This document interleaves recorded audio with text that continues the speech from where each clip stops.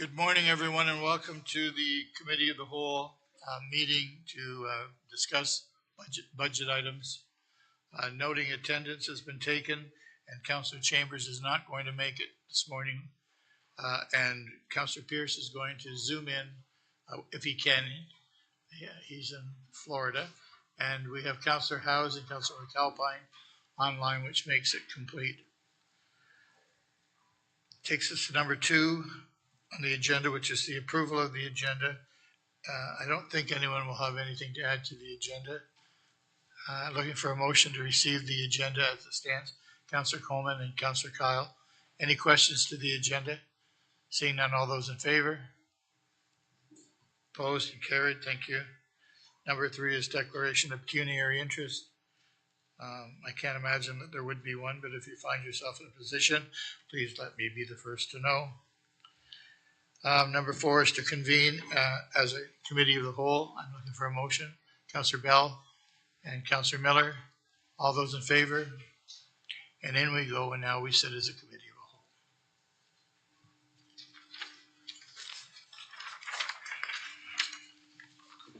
Next thing on the agenda, number 5, is the budget update with Heather Boyd.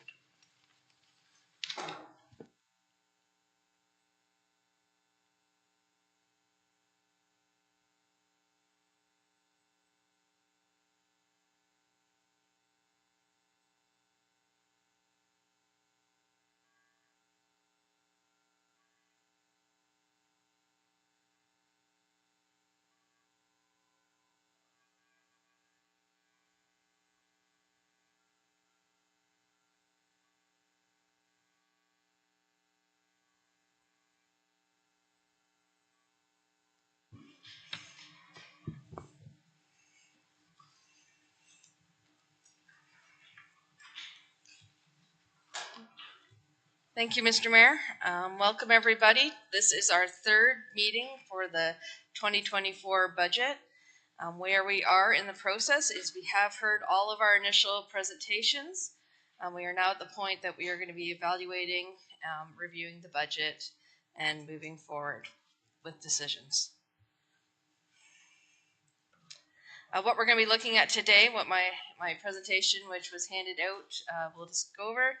We're going to go over some decisions that were made this Tuesday at the January 30th council meeting.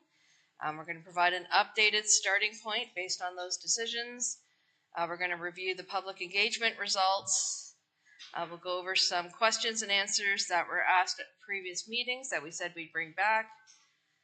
There's a few staff reports that are on your agenda, and we're not going to talk about them in my presentation, but they will be there if we need to talk about those. We are going to go through the decision packages, and then we're going to get into budget deliberations and next steps. Excuse me, Heather. Councillor Chambers is now with us, and just make another note on the attendance of council. Councillor McAlpine's only with us for about an hour, and he has to leave, so he'll be stepping away. Welcome, Councillor Chambers. Okay, Heather. Thank you. So at our January 30th council meeting, there were 2 delegations that came forward. One was from the Adelaide Hunter Hoodless Homestead requesting annual ongoing funding, and that was referred for a decision package at the budget meeting. And we also had a joint request from the Stedman Community Hospice and St. Joseph Life Care Center, and those are referred for decision packages as well. Those decision packages have been distributed to everybody as part of the materials at your desk. A couple other things that were ratified at the January 30th meeting, the Oakland Community Center. So we have put forward an additional $75,000 for capital works for that facility. We did, fortuitously, at the same time, we received notice that one of our projects, the Burford Community Center septic system, came in just around $75,000 less than we thought. So we are offsetting the 2 capital projects. There's no net levy impact and no additional projects needed to be removed from our program. The 2,000 roughly operating costs that we talked about, we will absorb those in 2024, and we'll put those into the budget next year. The firefighter remuneration report, so there was an increase approved on Tuesday. and that will be part of the updated budget summary. That is the only change in the updated budget summary we're presenting this morning. So the updated budget summary, it also is available at your table. Looking at it, the only change is the firefighter remuneration, which brings us to a starting point of a 15% net levy increase and a 10.6% tax levy increase.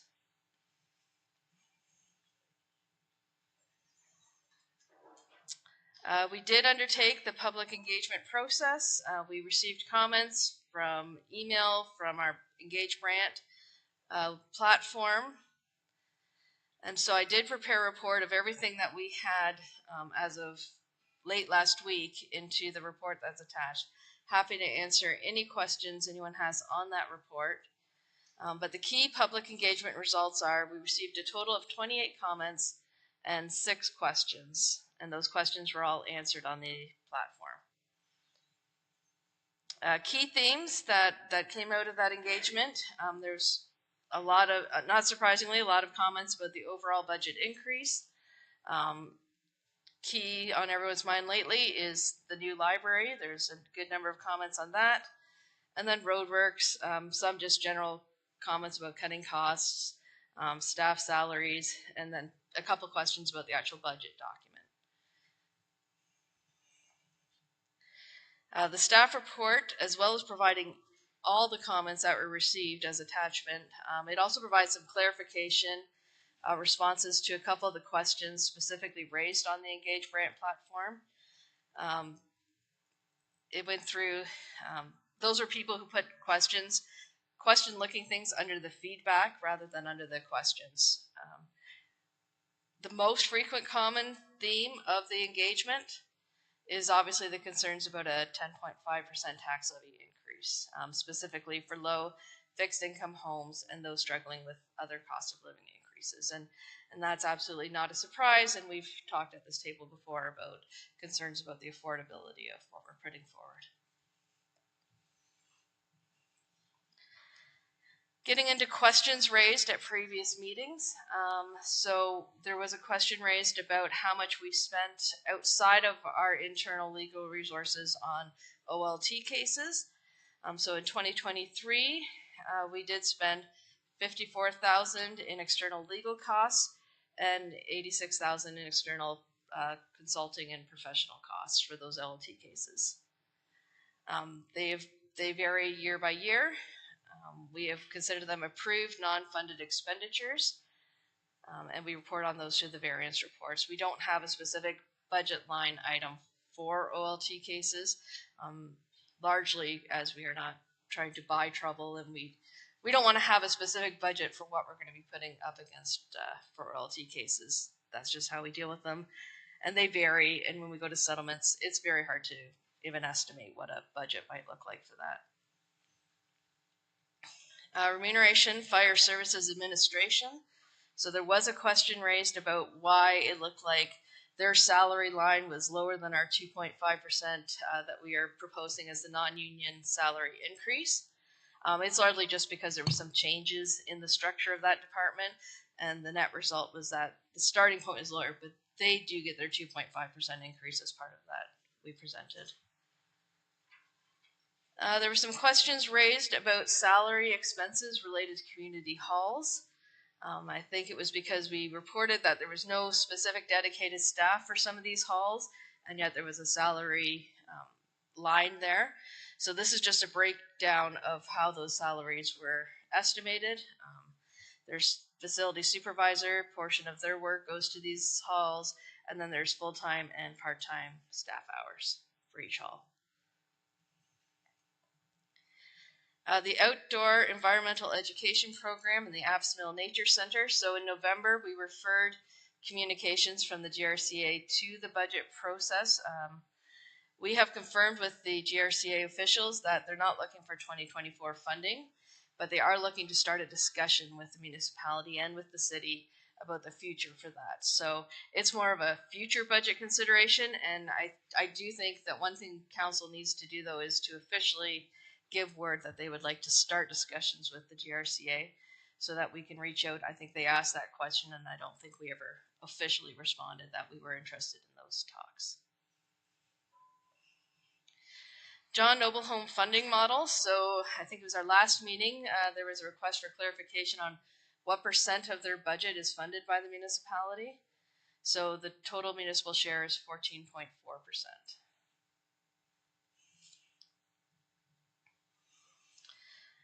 Provincial impacts. So at the first meeting, we were asked to look into a line item that the city of Guelph uses for provincial impacts and cost of new legislation.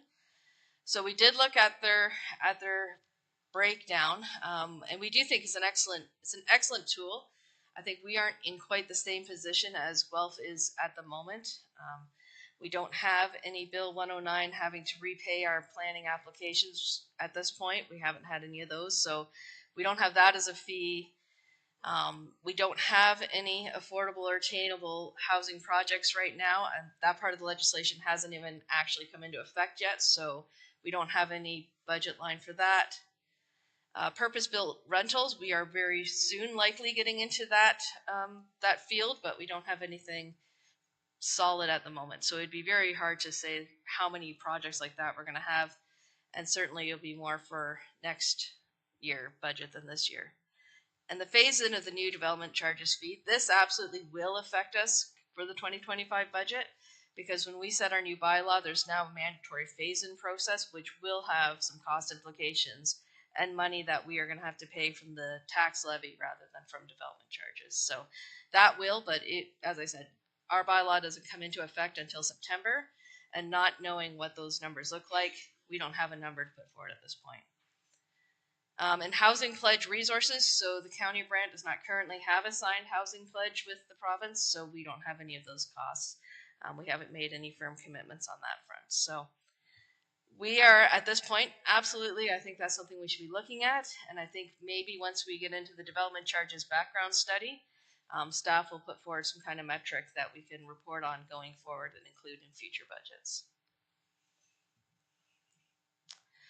3 staff reports are attached to your package today. The public engagement report, which is the outline of comments received and questions answered.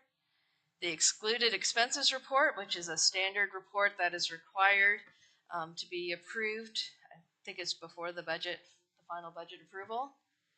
And the tax ratio report, which is another standard report that we are required to put forward in order to assess the tax rates and move forward with tax billing for 2024. Things to consider as we go forward into deliberation. The starting point is a net levy increase of 15%, tax levy increase of 10.6%. The impact on the median home is $367.15.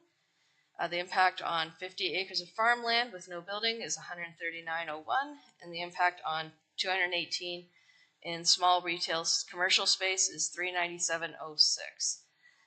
Just to say it again, because it comes up in a lot of questions from the public, and just so it's on the record, when we assess the median home at $383,000 roughly, that is based on the 2016 assessment. So that is what the median home calculation is, but that's also what your taxes are calculated on currently.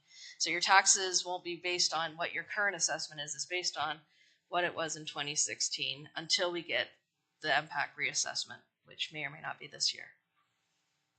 And the amount required to make a 1% difference to the good or the bad in the tax levy increase is approximately $720,000. So keep that in mind if we're looking at making any changes or adjustments to the budget. Decision packages are outlined in section 12 of the budget binder. And then if we were to approve all the decision packages, that would be an additional $2.1 million or 2.97% increase to the tax levy, I think, right? Tax levy, sorry, not the net levy.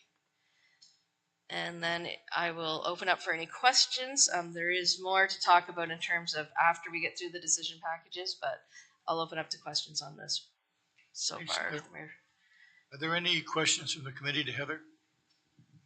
Councillor Miller, you're first. Thank you, Mr. Mayor. A couple questions. First question, Heather, we approve whatever we approve, say 10%. I wish. But that's not the end of it. The school boards also have an increase on top of that. Homeowners would be looking at, or property tax. I think it's, oh, sorry. No, I think the school boards, are both of them staying the same? Yeah, both the school boards are they haven't put an increase as well, so Oh, for 2024. they've held their rates, right? Yep. The province has held the school board rates, sorry. Apps Mill, I will say that the city has asked for a meeting with GRCA and us. So a meeting is going to go ahead, and hopefully we can be part of it because there's other stakeholders. Obviously, Brant Waterways Foundation, but a couple others and FC Johnson's that said they'd be interested in being part of that meeting. The question on the John Noble home wasn't what percentage is funded by the municipality, because that was already in there, 14.4%. The question was, how is that compared to other municipally owned homes? Are they funding 5%? Are they funding 20%? Are we in the ballpark? Okay, That's we will the look question. into Okay. that for you. Because if it's way out of 14.4%, I think that would need to be looked at. And then the last question, we're looking at a double-digit increase this year. And when we did the budget last year, which almost seems to be not so long ago,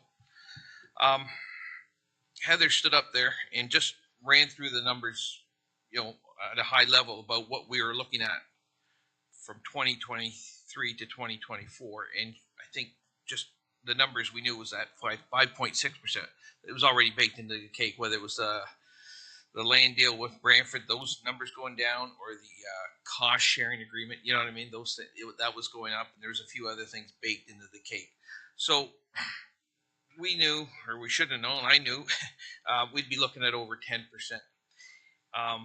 Is that going to be the same case going forward for 2025? In other words, if we approve a big budget this year thinking, okay, we're going to be good for next year, or are we going to be looking at, I know this is a tough question, Mr. Mayor, but are we going to be looking at and maybe you can't answer the whole thing with 100% certainty, but would we be looking at a double digit next year with everything? Yeah, so once again, without certainty, the social services, which is one big piece, this is our final phase in year. So next year we won't have that big chunk for social services, which is about 1% of our 1% increase rate itself. It's over $1 million. A lot of what we do today will determine where our starting point is next year. So, if we do some options like bringing from contingency and moving the surplus in, or making changes to the funding sources for the capital, anything we do to adjust our levy today will have an impact on where we end up next year. And the reason I asked, Mr. Mayor, a big budget increase is one thing. It's tough to swallow. I think people can swallow it. But if we're looking at multiple years of double digit, that's going to be really, really, really hard. So thank you. Councillor Bell, you're next. Yeah, thank you, Mr. Mayor. Just following up on Councillor Miller's comments, I think there are a couple of big things that will come next year. We are going to talk later about the contributions to the Hospital Reserve Fund, which will be every year 1% addition, which we don't have now. So it kind of offsets the removal of the social services budget. But I understand that we are going to do a staff salary review. And if we adjust salaries to bring us into line with where we said we wanted to be, which is the 50% mark, my understanding is that could translate into quite a significant increase. And on top of that, we are going to see the impacts of the renewed contract, the new contract for garbage collection. And the indications on that is going to be a bit of a price sticker shock. So I'm like Councillor Murray, I'm nervous about it. I do think it will be compounding into another year of high property tax increases. And it actually just plays back to the comment I made, I think when we started this process, that it would be really helpful to have a 3-year look ahead. So not just concentrate on this year's budget, but be able to see in advance what's coming down the pipe. And that allows us as a council to react more timely than when we get it arriving on our doorstep. And this year, we're 2 months into the year that we're actually deciding the budget on, so we don't really have much flexibility. So I think if I could just renew my request for the multi-year budget, that would help out both Councillor Miller and I. Any other questions for Heather? Councillor Coleman? Thank you, Mr. Mayor. Do we have any idea when we're going to see the new figures from MPAC? I'm sorry, the new, New figures from MPAC? Assessment? and Christine is suggesting it won't be till 2025 at this point. Or that'll be probably when it's finished. I don't know if we'll see any preliminaries this year or not, but. Any other questions? Councillor Chambers? Just a question with regard to the stabilization contingency reserve. Last year, we were worried about using additional funds on the contingency reserve because the fear was that that would cripple the contingency reserve for the year. So my question is, the stabilization contingency reserve, and I'm reading from your presentation, actually has not been impacted. It's been stable, even though we used some of it to offset the levy last year. Am I reading that correctly?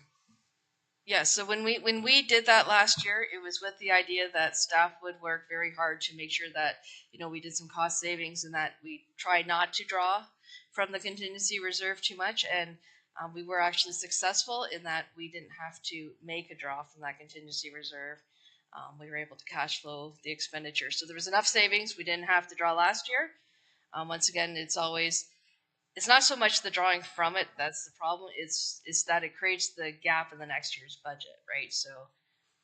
But that didn't happen. It didn't happen this year, no.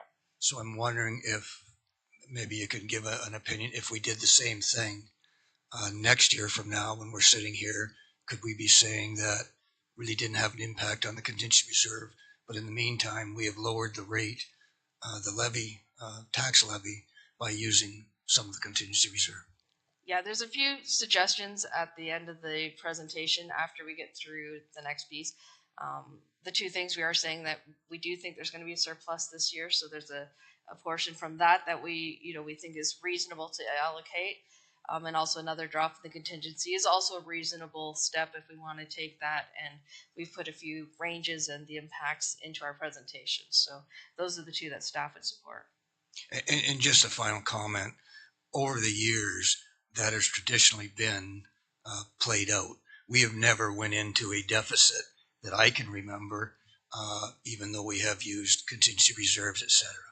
Yeah, we have $3 million. So, I mean, certainly not suggest using $3 million of the contingency, but certainly taking a small draw from the contingency is not going to create a deficit position for 2024. Thank you, Heather. Councillor House. Thank you, Mr. Mayor. Through you to Heather.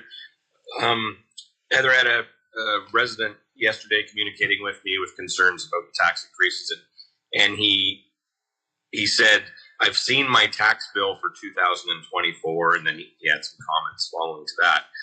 And he was assuming that he had already seen the tax increase. And I had to clarify to him that whatever he's seen does not reflect the decisions we're currently making.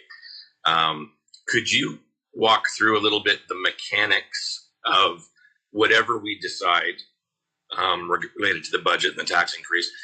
How exactly and when exactly does that hit the tax bills? Maybe Christine can come speak to how we get from here to there.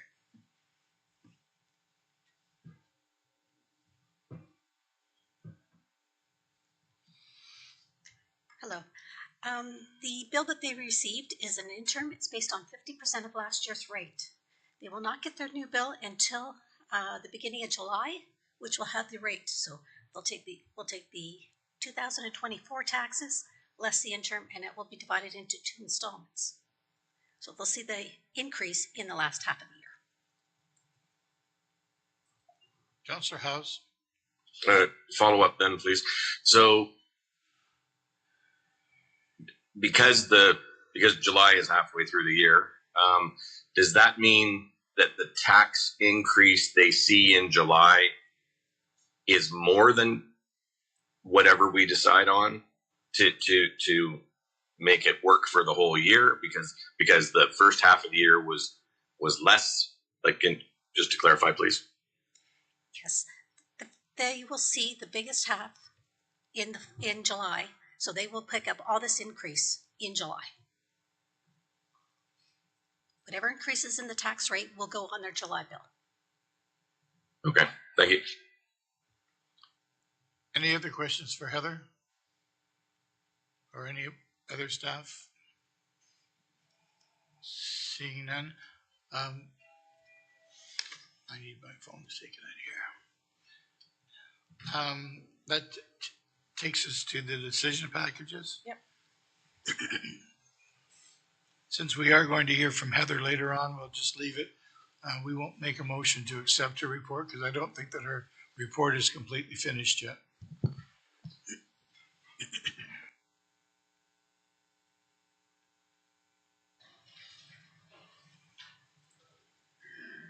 Councillor Chambers. Mr. Mayor, with regard to the decision packages, what we've traditionally done in the past is as we go through them, we may approve them, but there may be at the end of the session some second thoughts, and if you approve this, you might not want those kind of things. So we usually have some sort of a resolution to waive the reconsideration of decision packages until such time as the budget has been finalized. And I'd be prepared to move that as a motion as well with regard to the decision packages before us. If we approve one now, we don't have to go through a reconsideration and notice of that kind of stuff for the decision packages. If you can, the clerk can encapsulate that into a motion, I'll move it. Sure, through Mayor Bailey to Councillor Chambers. So I believe since we're currently sitting in committee, we wouldn't need a motion to reconsider because it's not a decision, it's a recommendation. In terms of moving forward,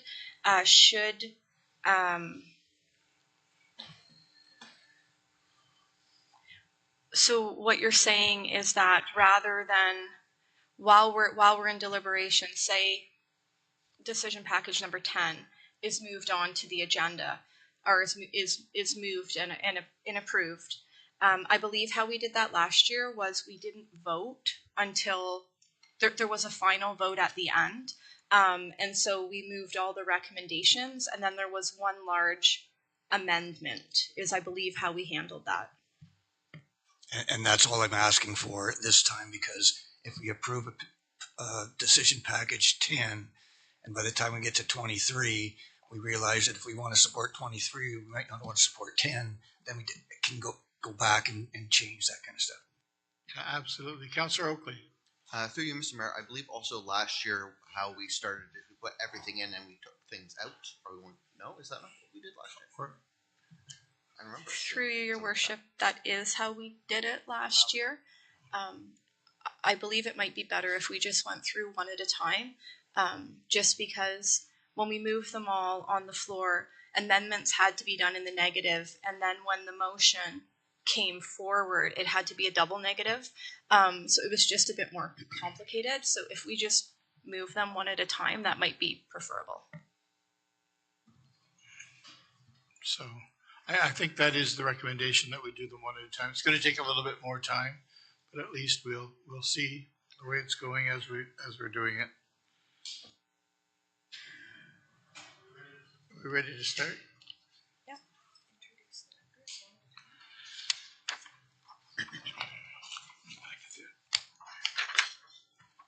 Okay, so the first one is the council assistant.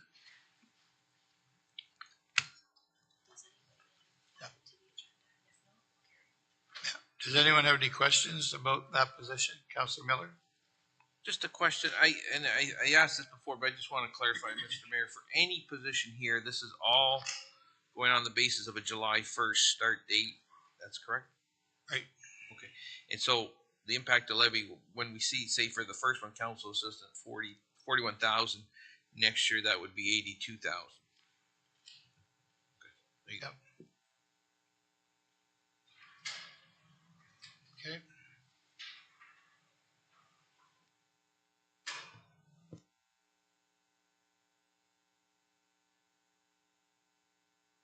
Does anyone want to debate number one? Do we need a motion seconder to debate it, or are we going to go on to number two? Going to go on to number two? Councilor Chambers? Just that leaves me confused as to whether we're supporting it or not supporting it. Yep.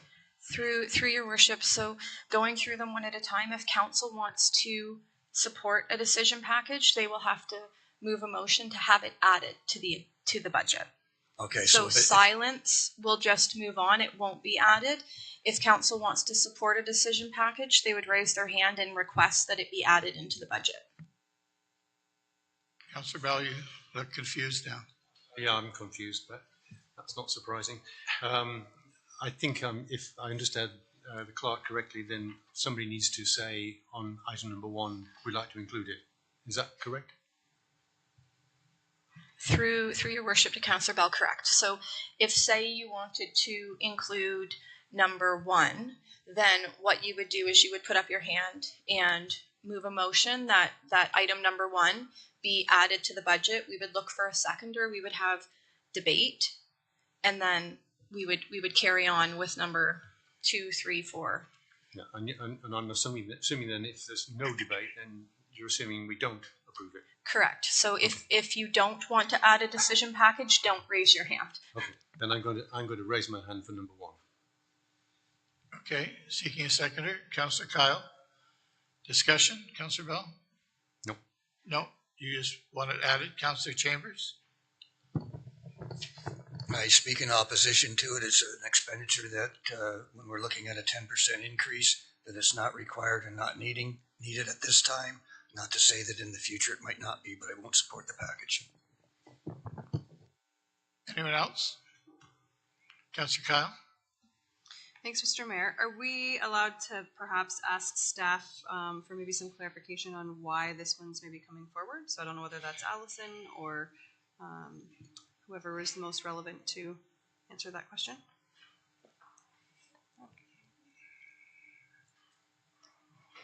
Absolutely. Through the mayor. So the council assistant position, we identified that as we moved forward with creating the mayor's EA position. And we did recognize that, one, that position does have an awful lot on their plate. Two, that some of the services provided through the mayor's EA would be great to be able to extend to the rest of council. Not at the same level, but to have somebody dedicated to do some of those things for council that's provided for the mayor. So this was one, also to provide some backup and some overlap so that when the EA is off, there's someone who can step right in, but also to create some capacity within the department. Questions? No. So then we have.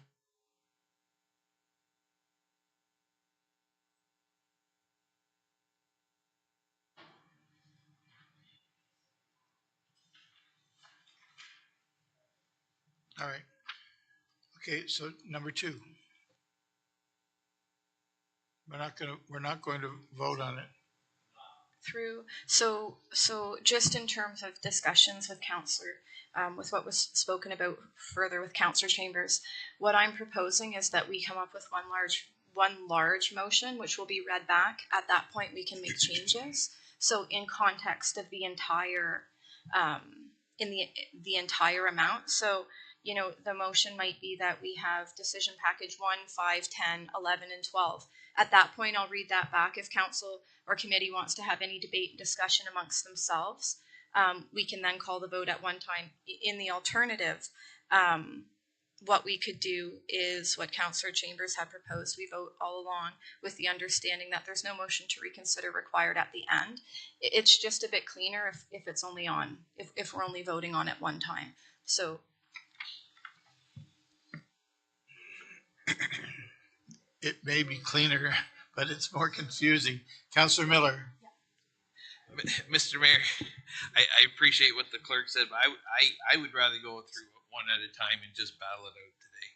So just a recommendation from Heather Boyd was that what we can do is that we can have all of these recommendations move forward to a future motion. But if council wants to vote, or if committee wants to vote on them one at a time, we can do it one at a time, and then we can circle back at the end.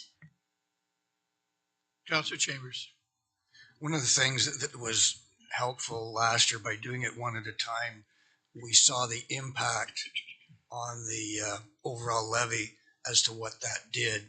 And that's why if we approve 10 of them and we see then we can maybe go back and take them off. That's why we hopefully don't have to reconsider, and we can waive the motion to reconsider. But that was very helpful last year, as to see where it was at any one particular time.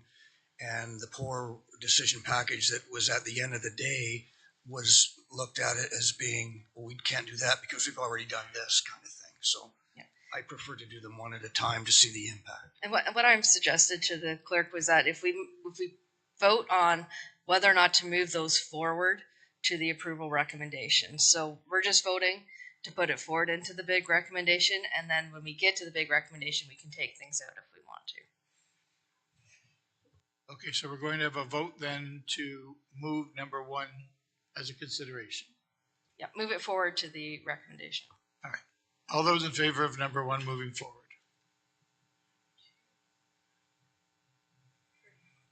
Opposed?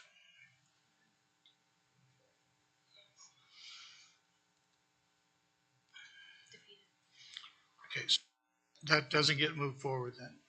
Okay. Number 2. Councillor Oakley. Councillor Kyle. Any discussion? Councillor Oakley. Through you, Mr. Mayor. I just want to say, so, and Alicia, feel free to jump in here if I'm incorrect on anything, but I believe our clerk's department has 3 clerks currently.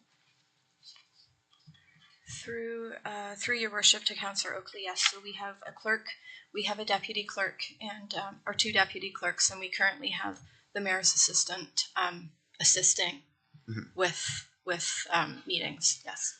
So in light of us not approving decision package 1 here, and the city of Brantford, I believe, has 21 clerks. I believe that is also correct. They have that amount within their department.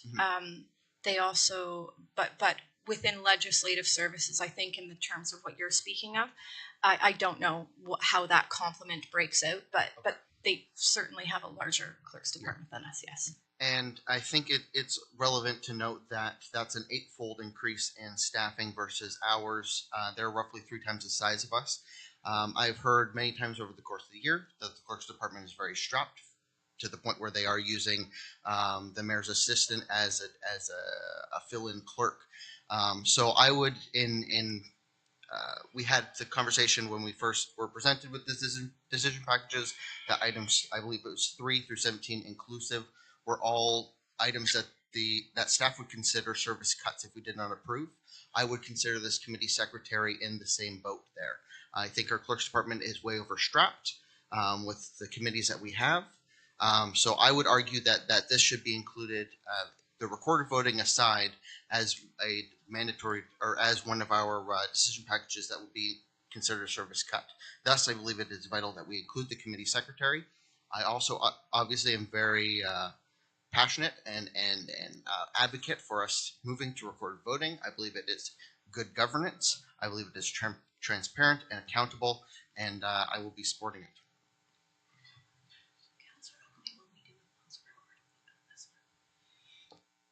Any other discussion on number 2? Councillor Chambers? It is with Councillor Oakley and Councillor Kyle.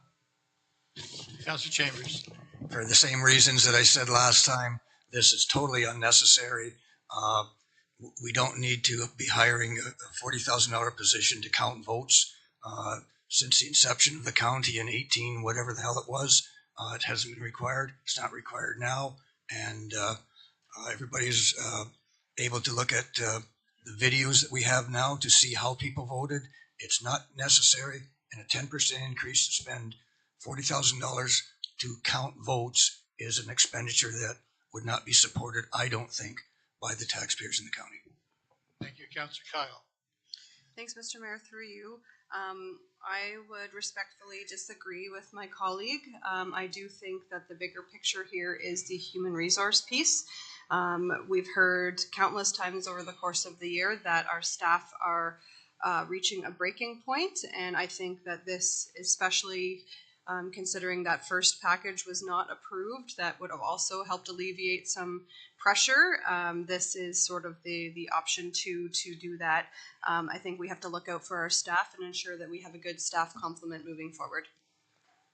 Councillor Garneau. Thank you, Mr. Mayor. I'm challenged by this one as well because I do believe that there is a functional human resources gap in this. I didn't support the preceding decision package because it largely benefited us as councillors. What I see in this one is a benefit to the community. And in some ways, I wish the recorded voting was detached, but I'm not going to ask to move an amendment there because what I see here is increasing capacity for the advisory committees and members of the public to participate in our processes. I'm also mindful with the hours of work for the clerk's office. A lot of these jobs require an after hours commitment. They're not the type of job that you can say it's 4:30, it's time for me to go home today, but they're also not management and executive positions. So to continue to make after hours commitments on behalf of these individuals, I do think they need resources. So I will support it, but I'm supporting it from the HR and increasing capacity for the community to engage with governance. I respect Councillor Chambers' perspective on the recorded votes, and while I do think an easier to access system would be better, that's not what's motivating my support for the decision package today. Thank you. Councillor Bell. Yeah, thank you, Mr. Mayor. As with Councillor Garneau and Councillor Kyle, I think we need to recognise that we are putting a huge load on our staff, and we are a growing organisation. If we just look back at how our budget is growing, we need to recognise that we have to have a staff that is capable of supporting that. So on that alone, I would support this activity, particularly as we've rejected item number 1. As to recorded voting, I think it's important that we have that. Do we need software to do it? I don't know. I think it could be done relatively easily on a manual basis, especially if we have an extra secretary to help us. And I do think it's important that people can quickly find out how people vote. Yes, you can go through the videos, but my goodness, that takes time, having done it quite regularly. So I would support this motion. Any other comments before Councillor Miller and then Councillor Chambers? Thank you, Mr. Mayor. Maybe through you to Alicia. Alicia, we kind of knew about this a while ago. How long would it take if it were approved to be up and running? Through your worship to Councillor Miller, we would have to circle back to our current provider in terms of whether or not we are able to actually record votes. We can do that right now. In fact, Councillor Oakley has requested a recorded vote on this, and so I have it set up currently. It would be the output for the members of the public in terms of the projection. We would reach out to our provider, discuss purchasing the module, and then move on. But I don't think it would take very long. I would probably say within 1 or 2 months we would be ready. We would be ready to go. The final piece would be working with IT to ensure that it was projected properly onto the screen. Okay, thank you. Councillor Chambers. Mr. Mayor, I'm reading this that the decision is because we are going to voting software for recorded votes, we need an additional staff person to do that. Now I'm hearing that we need an additional staff person to do all kinds of other things, and the recorded vote is ancillary to that. And that's not what the decision package is. It's recorded vote with accompanying manpower to do the recording voting. So this is an excellent example of if this fails, perhaps decision package number 1 may be in order. But the decision is whether to go to recorded voting software, which would require additional staff time to do that. So that's respectfully the argument to support this, because we need more staff, is not the decision that we're making here.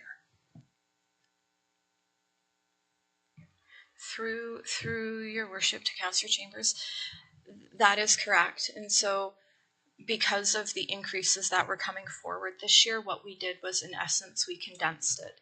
And so, yes, in order to purchase the recording software, we will require an extra person in council chambers to project that. That's accurate. However, we did find efficiencies within that and other things that they could do. So in essence, you're correct. We would utilize that individual for the purposes of decision package number 1, what that person would have done in some ways, if decision package number 1 failed, which it has thus far. So that was the intent, that that we would utilize what we have approved, and we would move forward with that. Councillor Chambers, you finished? So respectfully, if you want additional staff, she's supported number 1 rather than this one. I see it differently, but that's okay. Councillor McAlpine, you have your hand up.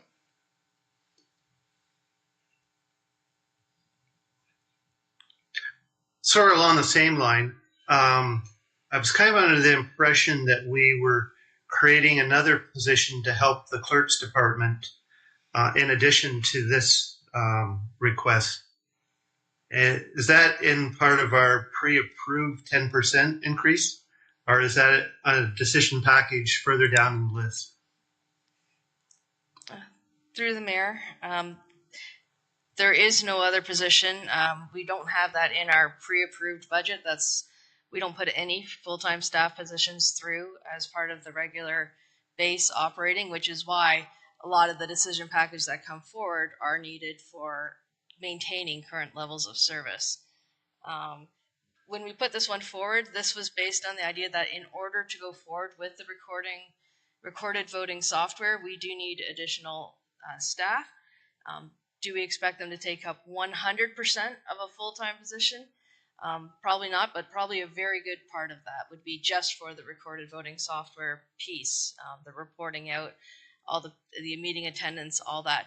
There's possibly some small part that will help the clerk's department with other duties, but the vast majority of this decision package here would be dedicated to doing that recorded voting software. Okay. Councillor Miller, did you have a question? No, just picking up my ear, Mr. Mayor. I'm sorry. I hope you feel better soon. Councillor McAlpine, we're back to you. Yeah, so then circling back then to the council assistant position, was actually a percentage of that was going to be helping the clerk's department then.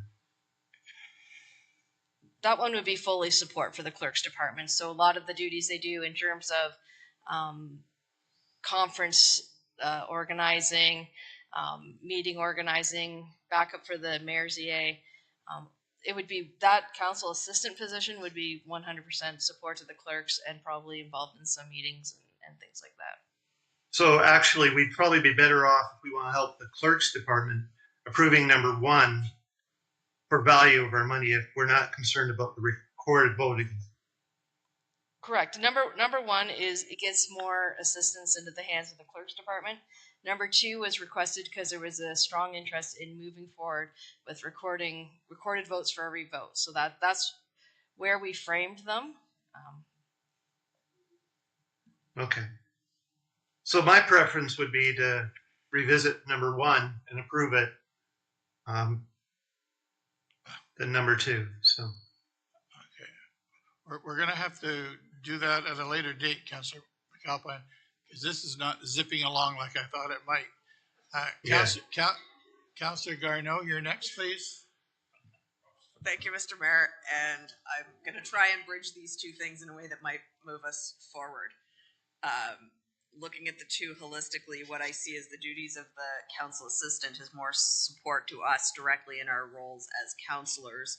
What I see in the ancillary duties to the recorded voting decision package number 2 is support to advisory committees. So I'm not quite sure that where we're headed, if we don't take this, we should take the other one to increase staff support, because substantively they're two different roles to provide support to governance at the county. And I don't know whether this is one that we, ideas here, refer back to be rescoped. I don't have a formal proposal, but I think there's maybe a way to shuffle the deck here. Okay. We never know what staff is thinking as far as what they need and what these positions would be doing. Because I am close to, obviously, Spencer, and I see what he does. I asked him about it, and he said he was fine. But I don't know what that means, because I don't know what the clerks have in store for Spencer. And so I think it's one or the other. I think the second one comes with something new, which is this voting piece that Lucas is passionate about, and I think not choosing number 1, which I know will be fine with Spencer because I've asked him. Then we should choose number 2, I would think, just to have that extra person available to do whatever staff wants. Do you want to speak to that? Thank you, through you, Your Worship. Just to provide some clarification, so these 2 decision packages were created with the anticipation, if they're both approved, then this is how that work would be divvied up. However, if only number 1 was approved, then certainly the scope may change in order to accommodate what the absolute essentials or needs are for the division. So just to provide some clarity to your question, Councillor Garneau, I think that's what staff would inherently do if only one or the other was approved.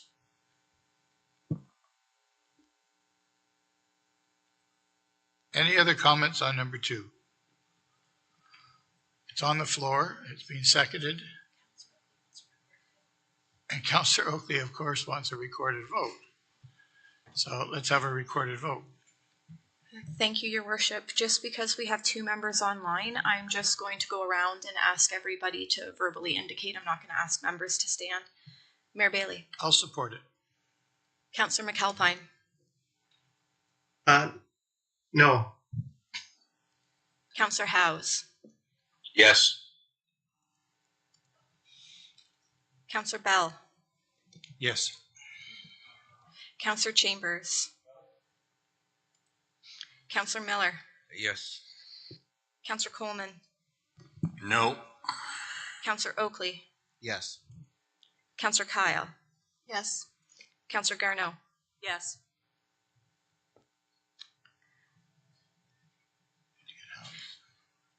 The vote is 7 yes, 3 no. The motion carries.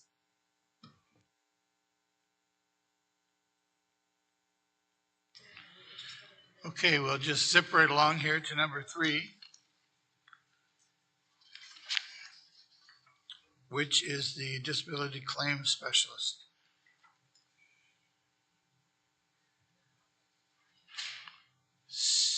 Councillor Oakley? Through you, Mr. Mayor, if there is appetite to, and if not, we can go by one, but as 3 through 17 inclusive were described as service cuts, if not approved, I suggest we move them all at once.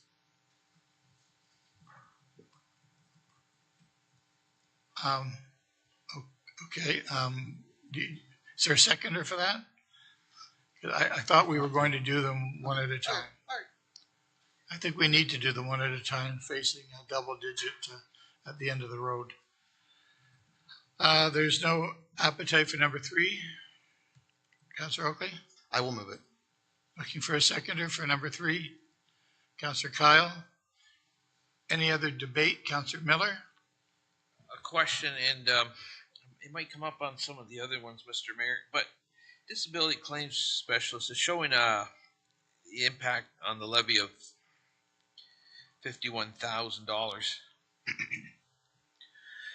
I know we don't have hard numbers on it, but could staff give us an idea of would there be savings from WSIB and LTD rates if we had a dedicated person following up, making sure people can get back to work when they can, getting in the claims in a timely manner, because I know if you don't do that, there's a problem too.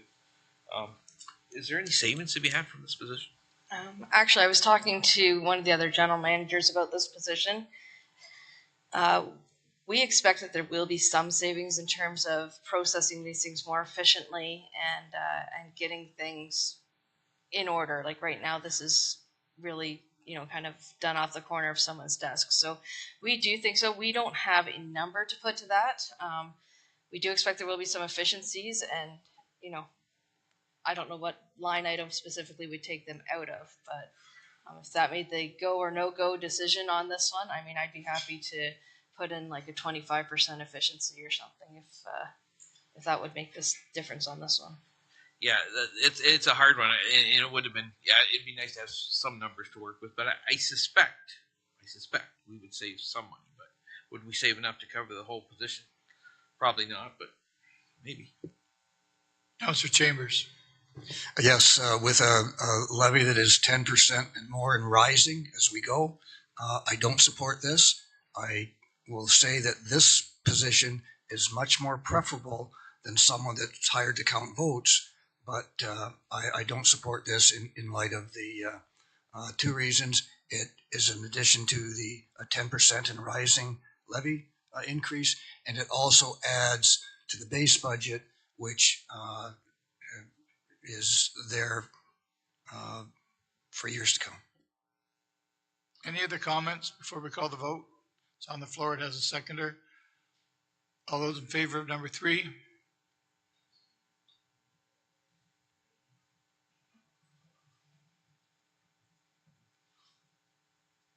Fails. Okay, moving on to number 4.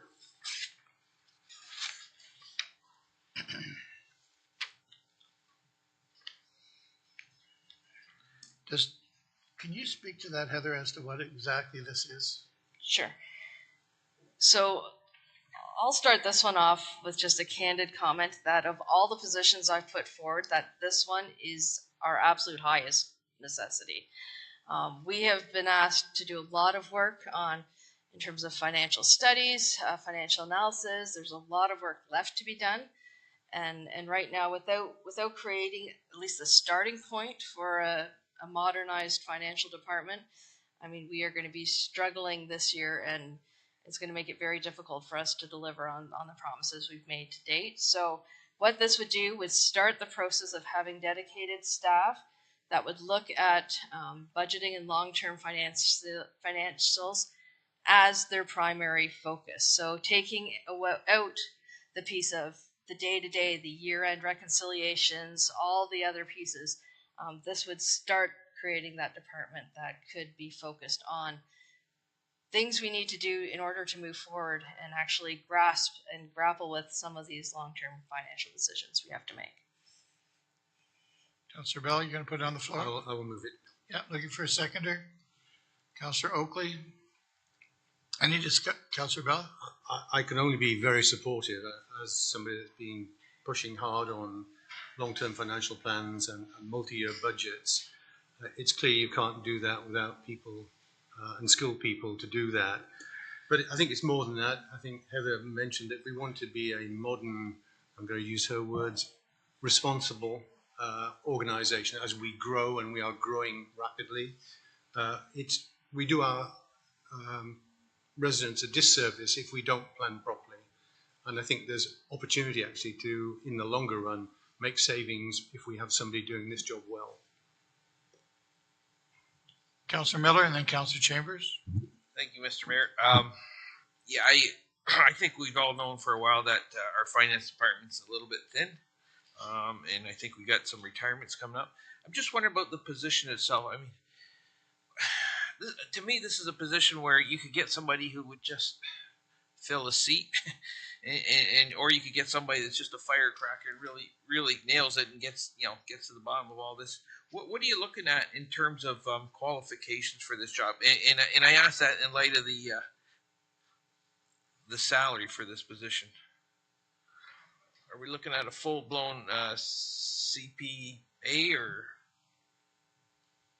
I don't know if Heather Mifflin has any comments on that. I don't know that we've got into the actual qualifications. I don't know that a full-blown CPA would be necessary because we have a good number of accountants on staff now.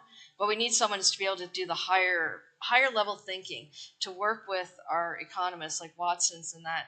And the pieces that Watson's can't do are pieces like deciding which projects we should move and whether or not we should do things. And, council keeps asking, can we afford this? And it's not a question Watson's is ever going to answer because they don't have the local context, right? So it's really to do some of those high-end things like looking at the hospital initiative and how do we fund that, and the affordable housing initiative and how do we fund that, and how does it play out, and what does it do to our debt over the 10 years? Those are lots of skills. We need someone with strong capital budget experience, and we need someone who can do that. Not necessarily the staff skills are going to have, limited staff under them, but somebody who can really take a look at the high level and think strategically and critically on budgets. Okay, so my question is, do you think you're going to get that firecracker for this amount of money? And the reason I ask, I have a nephew kind of does something along these lines. It doesn't even come close to what he makes. Yeah. I don't know. I think that certainly we would be starting with this. I mean, if we found that we didn't get candidates qualified in this level, we would probably be coming back looking for some more money. But I do think like we even have some strong skills in our current staff that just are buried in day-to-day work. So we may have some opportunities there too. Which is why we took away or hope to take away those grant portions too. So, okay, thank you, Heather. Councillor Chambers. Thank you, Mr. Mayor. I'm going to deviate from my previous spiels. This is one position that will pay for itself many times over. Everybody is told that you don't do your own financial planning. You need an expert. This is the kind of thing that is needed in the municipality. It will pay for itself. That having been said, you have to set priorities. If you don't want to increase the levy, the things that you do want may necessitate not having some other things that you may want. So I support this on the basis that I didn't support the others, and this will pay for itself. So I do support this addition to the 2024 levy. Thank you, Councillor Chambers. Any other comments? Looking a little bit forward on our agenda here, number 5 and number 6 might be something to consider having wrapped up in one person instead of 3, and then give them the money that they deserve for being good at what they do. Just thinking forward and seeing the job descriptions on all 3, but we're not there yet. We're on number 4. It's on the floor. It has a seconder. Any other conversation? All those in favor? And it's passed. Noting that Councillor McAlpine is now off the call. He had something very important he had to do, so. Oh. It's done, yeah.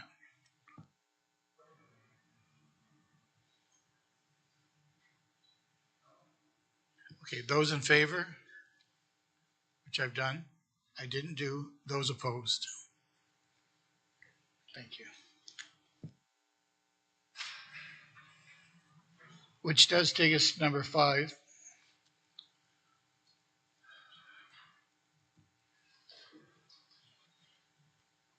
Councillor Oakley, looking for a seconder. Councillor Bell, discussion. No discussion. Councillor Bell. I think this just is an amplification of the challenges that we have with our finance department. We're loading them. I'm personally loading them, but the complexity of our business is growing, the scale of our business is growing, and we need to respond appropriately. And I'm very confident that Heather, all the three Heathers, have collectively recognised that the shortfalls. I will support this. Any other comments, questions? Councillor Chambers? If I nod my head, I'm going to revert back to my previous spiel. And again, I understand that these may be positions that are useful, but in terms of 2024, when you're looking at a double-digit increase, you have to make sacrifices and set priorities. This is something that perhaps can be looked at in the future, but in this year, 2024, we have to set our priorities. We have to be mindful of the expenditures we are adding to the base budget as well. That's why I don't support it. Any other comments? Councillor Miller? Yeah, looking at the whole list, as Councillor Oakley pointed out, up to 17. There's a few I'm not going to support. It's not to say that I don't support them. I do. And when staff tells us that they could use those positions, I listen. But at the end of the day, we're the ones that are going to be facing some upset property ratepayers. And I think something like this is something is one of those items that I would like to see. I can't support in light of what we're looking at, but at the same time, I would like to see it again next year if we don't get it now. Mayor Bailey, may I just comment on that? Absolutely. So just this one position, I just want to give some context because this is a very unique position. When we put our new development charges bylaw into place this year, there are going to be some very big challenges. Specifically, the affordable and attainable housing exemptions that are going to require us to enter into agreements that properties are going to stay at the affordable attainable levels for 25 years. We have no idea how we're going to work our way through that process at this point. We have spent months and months with developers questioning our development charges, questioning our interest policies. We spend a ton of time on things that we are not experts in, and have looked at some other places. A lot of places do put this as part of the development fees. Looking at our 2023 fees, 2023 revenues, we didn't think that we could support, this coming more out of the planning fees at this time. But this position, if it doesn't go forward today, I would recommend that I bring it back when we go back with the development charges study, because I don't know how we manage some of those new complicated processes without some assistance. I don't know who had their hand up first. Councillor Chambers and then Councillor Bell. Just through you to Heather, there's other avenues to do this. There may be a dedicated contract to analyze something, a consulting firm, for example, that would specifically address an issue and maybe less than financially in terms of hiring a county employee because it doesn't add to the base budget and it analyzes a specific task. Is that an option in this case? Is a budget line to hire the expertise on a contract basis or that kind of thing applicable in this situation rather than adding another employee to the staff complement? And I think there would be benefit to having it internal because a lot of these agreements are going to go over many, many years. Once again, if this doesn't get approved, we will probably be reaching out specifically first to our development charges consultant. We do currently rely on them even in between studies to give us advice and stuff. What the cost of that would be, I'm not sure, but absolutely, if this doesn't get approved, we will be bringing forward back with the development charges study some requests in terms of, either bringing a staff person forward or what it might look like if we need to contract for those services, not knowing if Watson's would even have the capacity for the amount of questions and digging in that we get asked to do. Councillor Bell. Yeah, thank you, Mr. Mayor. I'm sorry, Councillor Miller first, then Councillor Bell. no. Councillor Chambers asked my question. I was just, is this something that we could either consult out or go with something temporary? Now, Yeah, Councillor Bell. thank you, Mr. Mayor. My experience of working with consultants is they're always more expensive than in-house folks if there's a full-time job. I mean, we will probably end up paying 2 or 3 times the amount of having our own expertise, and we will benefit as time goes on from having somebody that is growing familiarity with the complexities of DC charges. But my question actually is to Heather on and it goes back to the question that Councillor Oakley asked about comparing us with the city. In this area of finance, I don't know how many people they have in the city, but I bet they don't have the small number we have now. We are a growing business. I think this is an area where proportionality works in my mind. Could you give us those comparative figures? We don't know. We obviously they are a bigger department. I know they have staff that they've seconded just for certain projects and the other, but I can't tell you. I know for sure that it's like it's definitely a magnitude of order kind of increase. I think in broader terms, we have a problem that we have to grow, and we have to grow up as the county grows. Our supporting staff have to grow, and it's a growing pain. But if we don't, then the pain will be greater from not having grown. Thank you. Councillor Howe is your next, followed by Councillor Oakley. Thank you, Mr. Mayor. Through you to Heather. I'm thinking ahead to the many coffee shop and conversations on the street we're going to have, and I'm thinking about the slogan "Growth pays for growth." So specifically this one, and maybe the next one too. But how do we explain to people why development charges don't pay for this instead of the taxpayer? Well, development charges legally can't pay for this for the staff person because they're all capital costs. But on the other hand, though, if we don't proceed with improving this, it holds our hands in terms of what we can do in terms of affordable and attainable housing, and it makes us that more open to making mistakes as we go forward with these processes and agreements, and trying to make sure that when we do go forward on these things that they're ironclad, and that even the interest policy, which seemed super simple when we did it in 2019. I mean, we have had a lot of challenges. We've had to go back. We've had to look at how things have changed and whether or not that's what's applicable. So it's not that it's coming out of development charges, but I think it will certainly save us considerable amount in terms of mistakes being made and just not being able to give clear, definitive answers when developers are like, why is this? Why is this? Why is this? Sure. Thank you. Councillor Oakley. Through you, Mr. Mayor, I just wanted to follow up sort of with what Councillor Bell said, that I think this, along with, and staff had said that 3 through 17 were all needed for maintaining our current level of service. We are growing up as a municipality. I have beat on this drum before, and I will beat on this drum again. We have, to my knowledge, the lowest residential property tax rate in southwestern Ontario.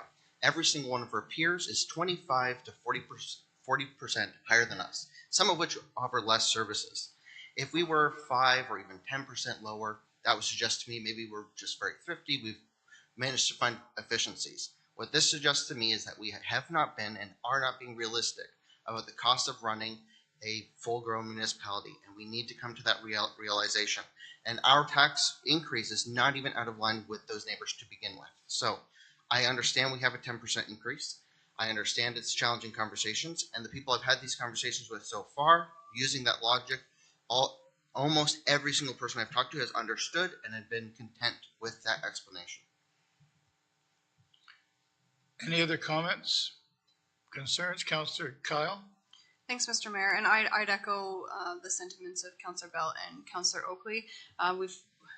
We've kind of reached a threshold in the county where we're moving from small town rural to having to think a little bit more like a city, and we have to find a way to strategically navigate that, making sure that we are properly funded and properly staffed while also maintaining our country and our rural appeal. So for that reason, I do support some of these, especially these staff positions that are going to help us to get there, recognizing that it is a big increase, but something like this I feel is an easier explanation. Not that it makes it easier for people's pocketbooks, but I think we have to keep at the very minimum our level of service and continue to provide that same level of service and increase service as the community starts to grow and continues to grow. Thank you. Any other comments before we call the vote? Okay. All those in favor?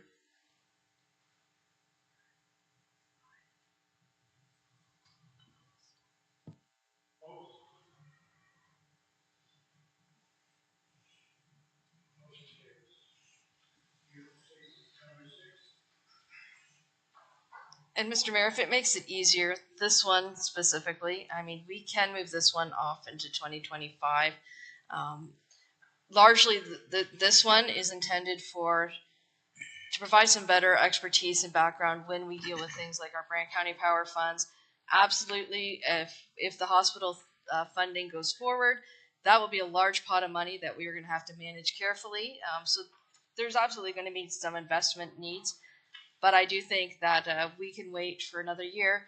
Once we get the final version of the long-term financial plan nailed down, then this person and more money in our account for that hospital funding or the other, then they'll have something to come in and work with. So we are happy to move this forward to 2025 if that suits council. Thank you. Thank you for that. With that being said, no conversation, I hope. There we go. So we'll move on to number 7. Any comments?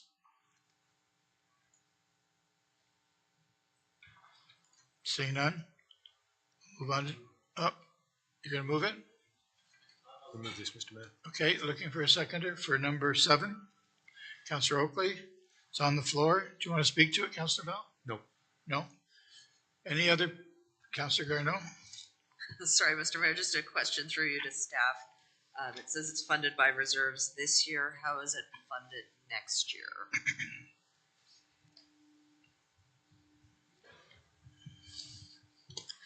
Through the mayor to Councillor Garneau. And finance, please correct me if I'm wrong, but it will continue to be reserves funded. Yes, that's confirmed. Councillor Chambers and then Councillor Miller. So then, if I understand it, this is a position that would assist in the administration of the county that is not costing anything other than a contribution from the reserves. Through you to Councillor Chambers, that's correct. This position would help both information technology and building with our CityView system that's currently running and been running for a number of years, and it will be able to enhance us with a new portal system. Can the building reserve fund all these other positions that we?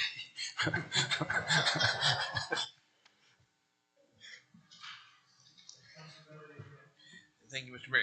If I'm looking at my budget book for 2025, I was under the impression that half of it for 2025 would come from operating and the other half would come from reserve. Am I reading that wrong? Because that's how I'm reading it.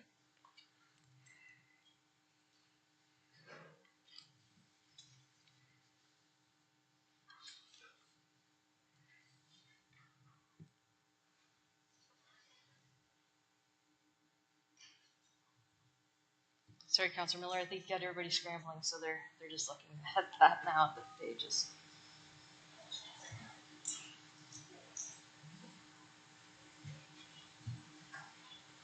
Through you, Mayor. Through you, the Mayor.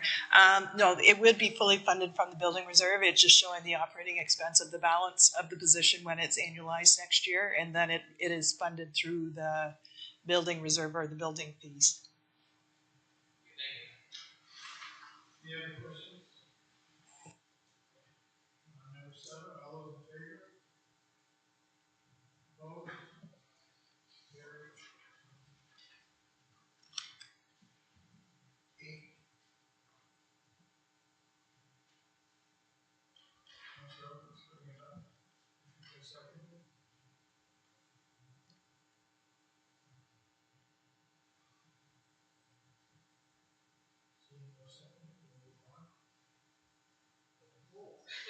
Yeah.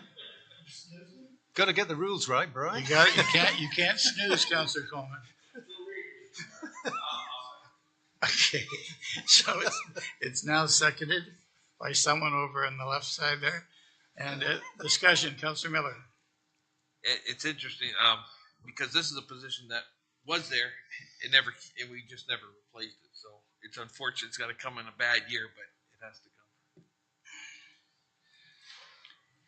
come. Any other questions or comments to number 8?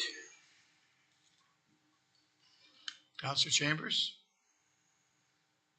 With regard to positions, this position in particular, but in general, sometimes when you don't have positions like this full-time, they are the work that is carried out in terms of overtime, which ends up costing more. Is this one of those situations?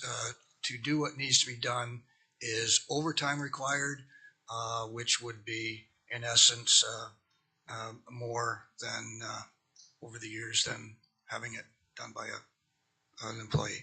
Yeah, Mr. Walton will know that.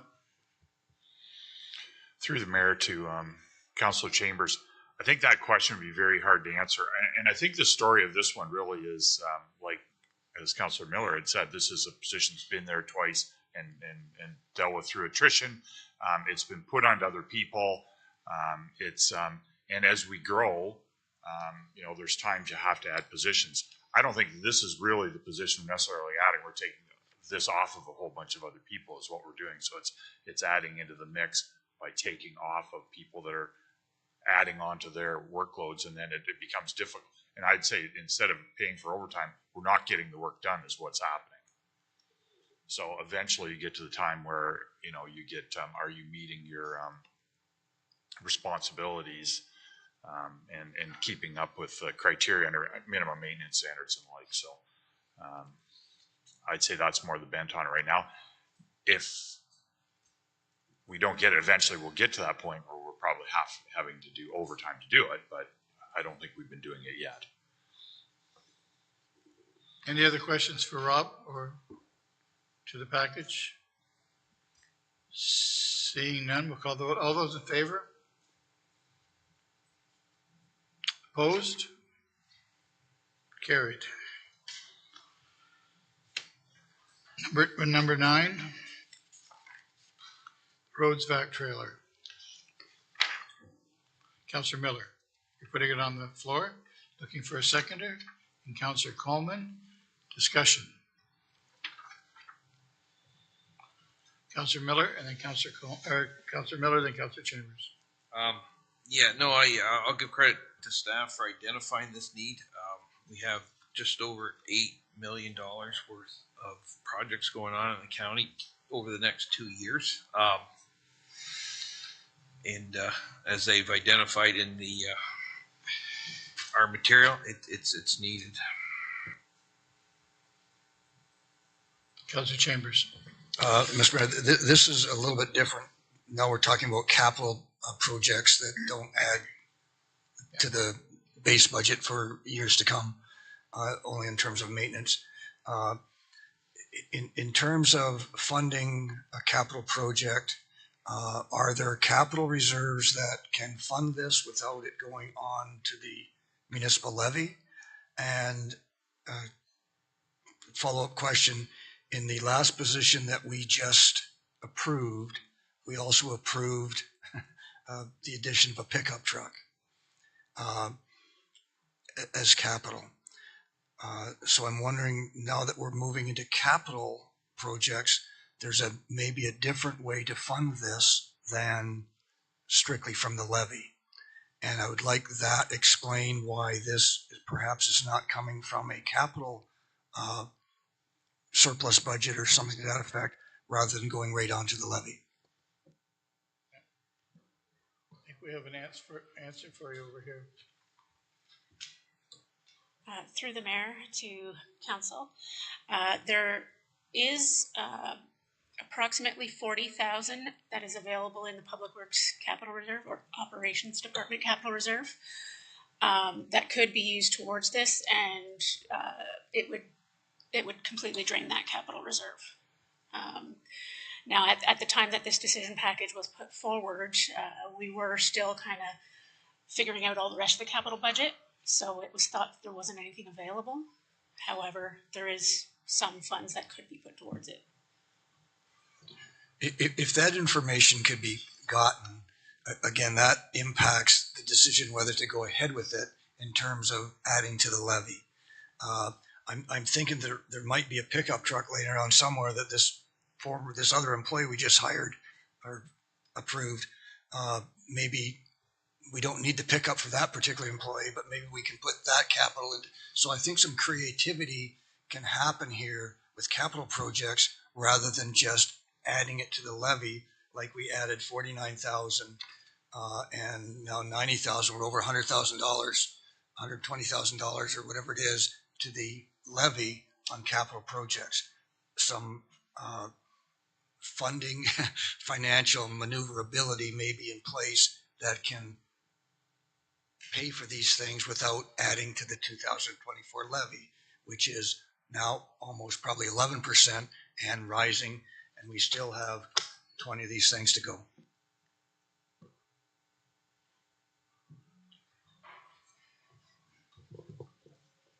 Rob, do you want to speak to that? Through the mayor to Councillor Chambers. It's a good point about the pickup trucks, and as you notice, we brought other positions forward whenever we've talked about reusing pickup trucks, and our people are getting everything we can out of the fleet every chance that we get. So we're not asking for new ones when we don't need them, and we're extending, we're putting a lot of kilometers on the trucks that we got. So we do look at that every time we try and do our best on that. There does become a point where you have to add some though as you're adding staff. So I can't answer on that previous one as whether we can do that. We certainly will try if we can, for sure. I think that this piece of equipment that we're doing here is one that in the business we're in, and Councilor Miller brought it up, we're getting a lot more fiber out there and whatever on the roads. This is something we really need to do. I'll speak to the next one too. I'm not sure why we put the next one as a decision package. If you turn it down, we'll find a way through the purchasing policy in our budget to buy that one anyway. So if that helps any, I know it's only 15 grand, but if you're looking for a 2003 Dodge Ram pickup truck used with 600,000 kilometers on, come and see me. Thank you. Are there any other questions? So apparently this doesn't really make a difference. I'll call the vote. All those in favor? Opposed? And carried. Which takes us to the number 10, which is the line making machine. Yeah, Rob said that he could. Are you going to put it on the floor? Okay, seeking a seconder, Councillor Oakley, and you're going to speak to it. Yep, Councillor Chambers. Yes, I do support this simply because the way we go about painting lines now is by a private contractor, which may or may not be available at any one particular time. If you drive through the roundabouts, all the lines are gone, and it creates a dangerous situation. And if we had the line machine, we could keep that to that and other examples throughout the county, even stop bars that go worn out, rather than have to wait perhaps sometimes 2 and 3 months for the contractor to schedule to come in and paint a school crossing bar or something like that. This is something that it is $15,000 for the machine and the supplies. It's also something that we may hire out in terms of helping other even private or other municipalities. I think it could end up paying for itself. So I do support it. Any other questions? All those in favor? Opposed? Carried. Number 11, a manager of environmental services, compliance and quality.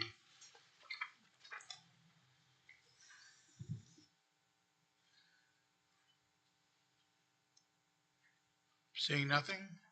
Oh, Councillor Oakley, just because. Councillor Bell, it's on the floor. It's seconded. Councillor Oakley. Through you, Mr. Mayor, I will continue to support the decision packages that were marked as essential. Councillor Miller. Thank you, Mr. Mayor. Just a bit of a wider discussion on this, because it is on the user rates. And it looks like we're going to be using water, wastewater, and we don't have a stormwater fee right now, correct? So, but we will be looking at that, and that may help fund this position. At the end of the day, it's still a ratepayer paid position. Everything is. There's only one taxpayer. In terms of water, wastewater, I want to ask us again, looking at the bigger picture, where this is the property taxes. What is our water, wastewater rates going to be? Because if we add this, probably will. Is this impacting those dramatically? Like I have no idea. If I may, we are going to be doing. We're just doing the financial study for the water and wastewater. I expect that'll be coming forward in the next few months, and I do expect that will have a significant impact on future water and wastewater rates, which will be coming following that first study. So where this one fits in specifically, I'm not sure, but absolutely there will be some impacts coming down the line. Okay, I was hoping to understand a little bit better, but okay, we'll get you some help, Heather, to get some answers. Councillor Bell. Yeah, thank you, Mr. Mayor. I was going to make the same kind of comment that Councillor Miller made, that this one kind of flies under the radar of property taxes, but we get it through user rates. And just as a metric that we might want to have in mind, the city, I think, have just put their water rates up by 12%. And any other comments or concerns? Call the vote. All those in favor? Opposed? And carried. Now, property management technician. Lucas is going to do that again. Seeking a seconder. Councillor Kyle. Discussion. Councillor Chambers. And again, just so I'm clear on this, it's not showing an increase to the municipal levy now or in the future. So this is just a replacement of a contract position that would be in place. Am I understanding that right? Yeah, so we're hoping that this position will replace a bunch of little contracts, a bunch of work that's done by contractors right now will be used to put towards this.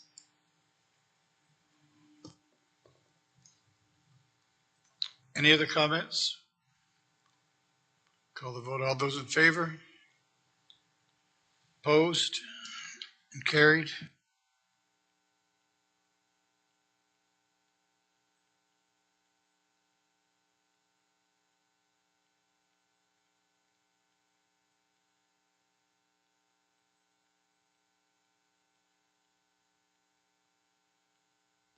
A question to whoever this is coming from.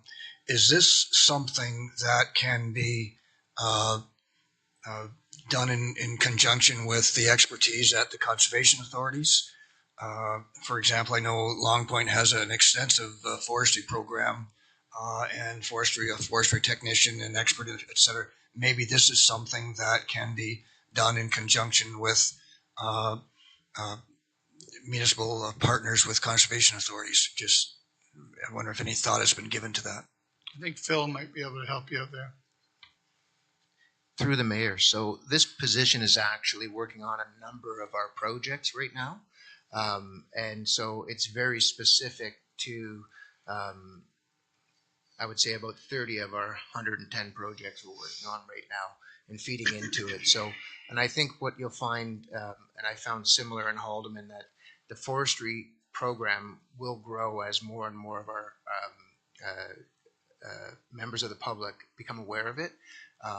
And so that's why I mentioned previously in the presentation that I think this will evolve. But right now, this particular position is working on getting projects ready and tenders ready for this spring summer projects as part of our team. And I think the issue is, as a 6-month contract, we don't have that front end or tail end piece, both in the design end and in the follow-up end. So I think it will evolve into more of a permanent position down the road, but we're trying to step it through. We're also, we have some funding that we've been able to tap into, and we're trying to tap into some more. So, and just to respond, once the program evolves, and perhaps the conservation authorities may be involved in that kind of thing, and an agreement between the conservation authorities to provide a sort of that kind of thing may be looked at at that time, because if we hire them to do some of this kind of stuff, that assists their levy, which assists our levy, and the expertise is there, and it's could be a collaborative effect. But I understand what you're saying. Councillor Garneau and then Councillor Miller. Thank you, Mr. Mayor. I want to speak in favor of this one because I also believe it's one that could have savings in the long term. This one's very much in my wheelhouse as far as my work outside of council. There's an invasive species not actually listed on here. That's the spotted lanternfly. It's coming up from Pennsylvania, and it has the potential to not only devastate woodlots, but a number of agricultural commodities as well. I'm concerned that with the current structure of the position that we don't have someone who's able to pay attention to those things in the way that they need to be, because in addition to our own county assets, there are additional privately held assets in the county that will be negatively impacted. Also looking with regards to some of the design and maintenance issues, certainly we've seen in the city of Brantford that they're revisiting how they design parks with an eye to mitigating maintenance costs on a go-forward basis, and some of that's alluded to here. The previous position spoke to reducing the need on contractors. And the reason I didn't declare the conflict is I believe there's a better value to the municipality to do the work in-house, and that decision package had good value. I believe this position can help identify additional opportunities within that portfolio to advance some of our broader goals. And as much as I'm very much consistent with some of my colleagues to my left's concerns about the tax levy, I think this is one of those ones that will be able to turn things around for us short term and have some broader savings for us. Thank you. Thank you. Councillor Miller. Thank you, Mr. Mayor. As most of us know, we just fought a brutal battle with the gypsy moth there a couple of years ago, and I thought the county, now Michael Bradley was sitting in the chair there, but I thought we had fought a pretty good coordinated battle between the county and private residents. At our last GRCA meeting, there was a letter from John, a resident, I forget his last name. What's the word? It's not hedgehog. Anyways, and he pointed out that the giant hogweed in the county in Brant had grown last year at a rate of 500%. So we definitely have an issue with invasive species. I brought up, as Councillor Chambers mentioned, maybe we could coordinate county efforts with GRCA efforts. That seemed to be like a new idea to them, and I don't understand that, but I think that's something I would like to see pushed. I understand GRCA has their own lands, we have our own lands, but I think there's benefit in coordinating those efforts. And as I go back, that's why I mentioned the gypsy moth. There was good coordination of efforts between private landowners and county lands. I thought it was an excellent model to follow, and I'd like to see that with the conservation authorities and some of these things. So what I like about having a full-time person, if it's the right person, again, like any other job, is that they're there and they get to know the contacts at the conservation authorities and other organizations. So I think this might be money well spent, but again, it comes back to if we get the right person.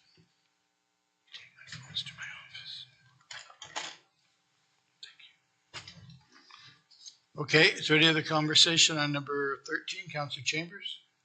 Yes, and just to conclude, I agree with the service. Since this is proposed to be a one-year contract, perhaps the contract may be taken up by a conservation authority in certain areas of the county. And again, I think that needs to be looked at, because a lot of the invasive species management and strategic guiding documents for land enforcement and those kind of things are in the bailiwick, and conservation authorities are doing that. So perhaps they can be the ones contracted to provide perhaps some of the information and expertise, but I'll leave that and allow them to look at that. Any other discussion? Call the vote. All those in favor? Opposed? Carried. Takes us to number 14, which is the Paris Park snow removal equipment. Councillor Bell, seeking a seconder. Councillor Oakley. Discussion?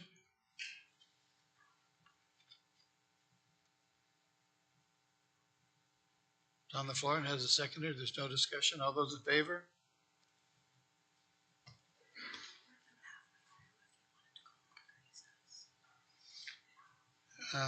We're about halfway through. Does anyone want to recess? Yeah, a little bit. 10-minute recess, please.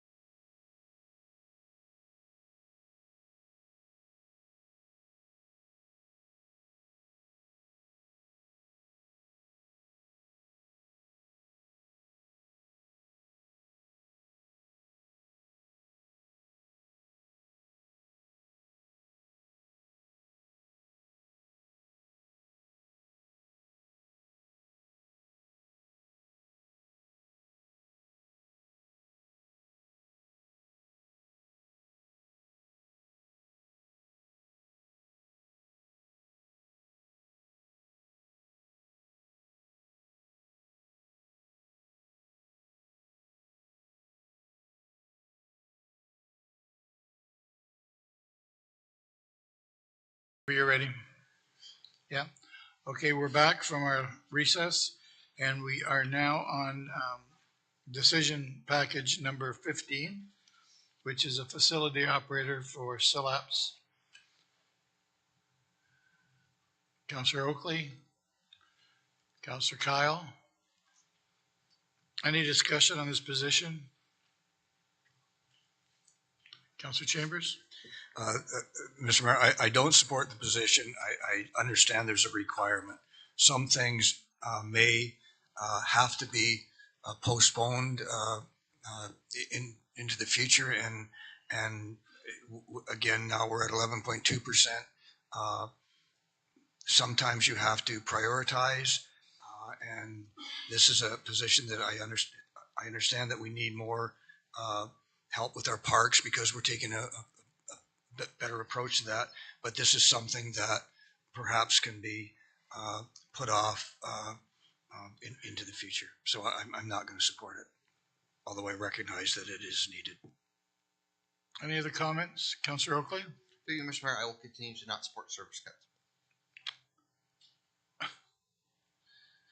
Any other comments or questions, concerns?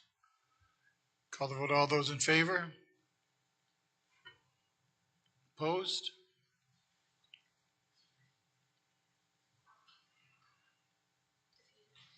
It's defeated. Takes us to number 16, which is Fire Prevention Officer. Councillor Miller and Councillor Oakley. And you're going to speak to it, Councillor Miller? Not speak, just a question on that. Because it says,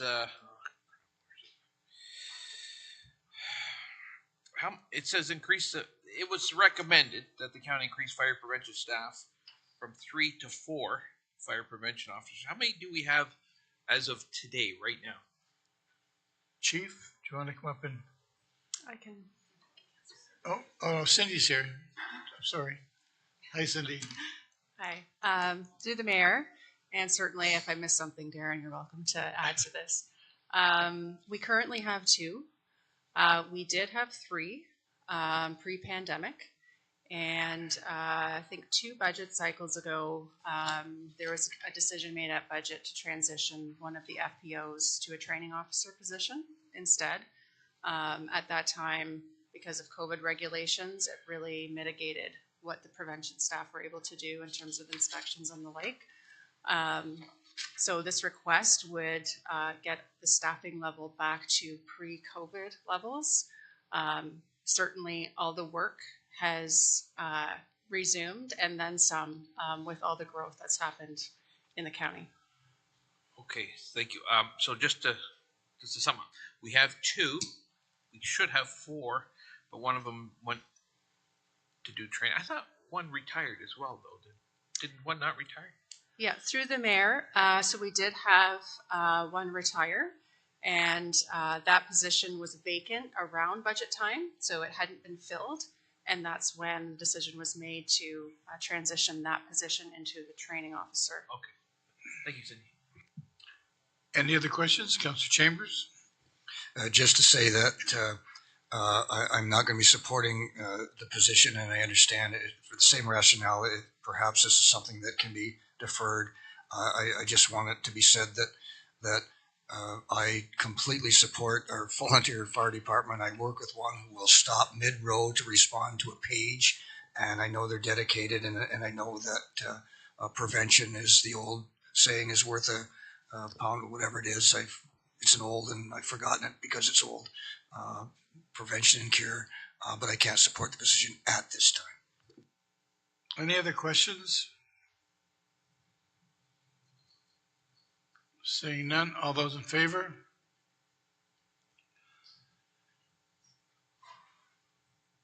Opposed? It's carried.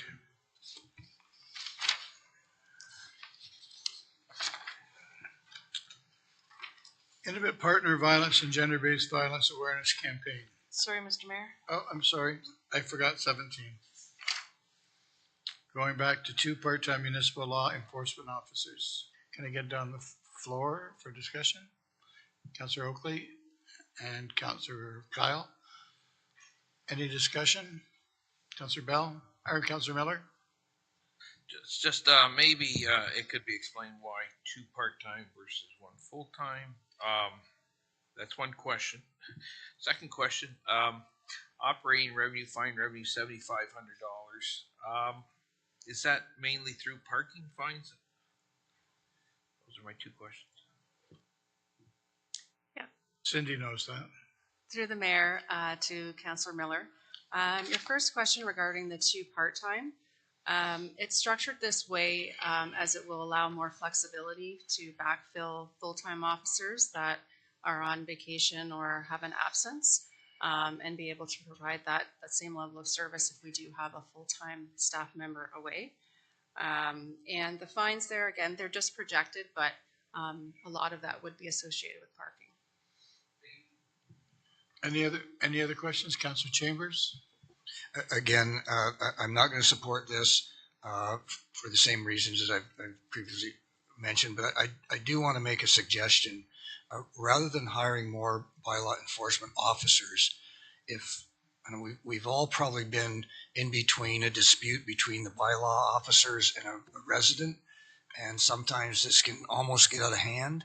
And I would support a position, a mediator type position to assist in situations where the bylaw enforcement and the regulations of the municipality are conflicted and whatnot with ratepayers, who all you need to do is sit down and talk for a while, and rather than to get in the corners and start punching, a mediating position would solve a lot of problems related to the time bylaw officers have to spend responding to repeated and ongoing disputes. So that's my spiel.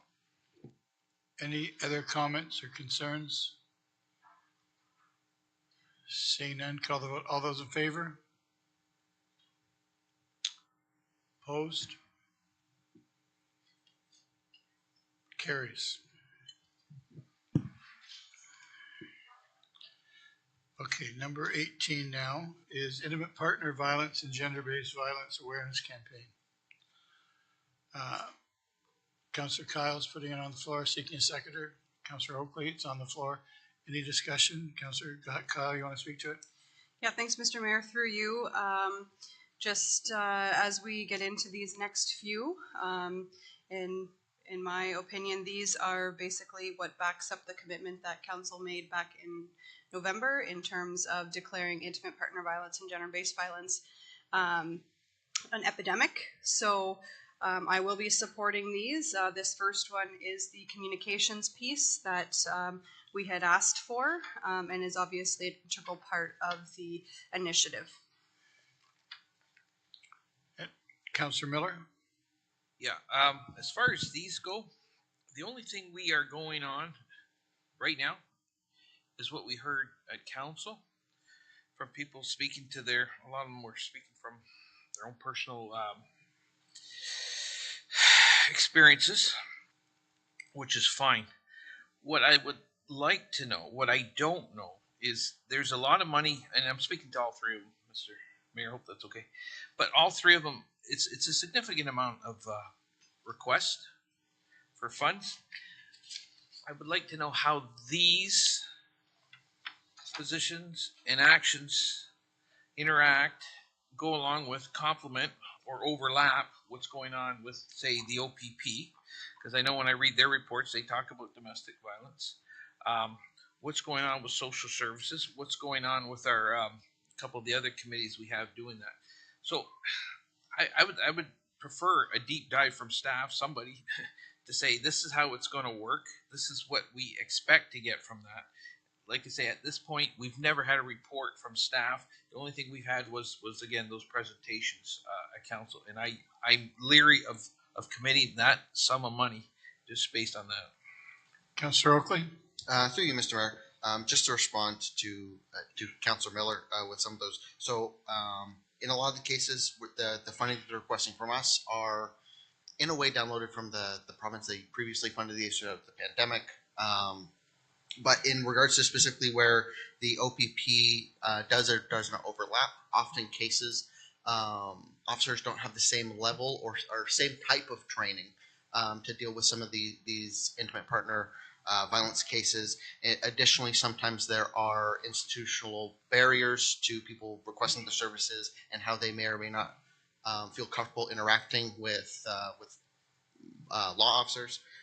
So just some of what I have heard from discussing with those organizations.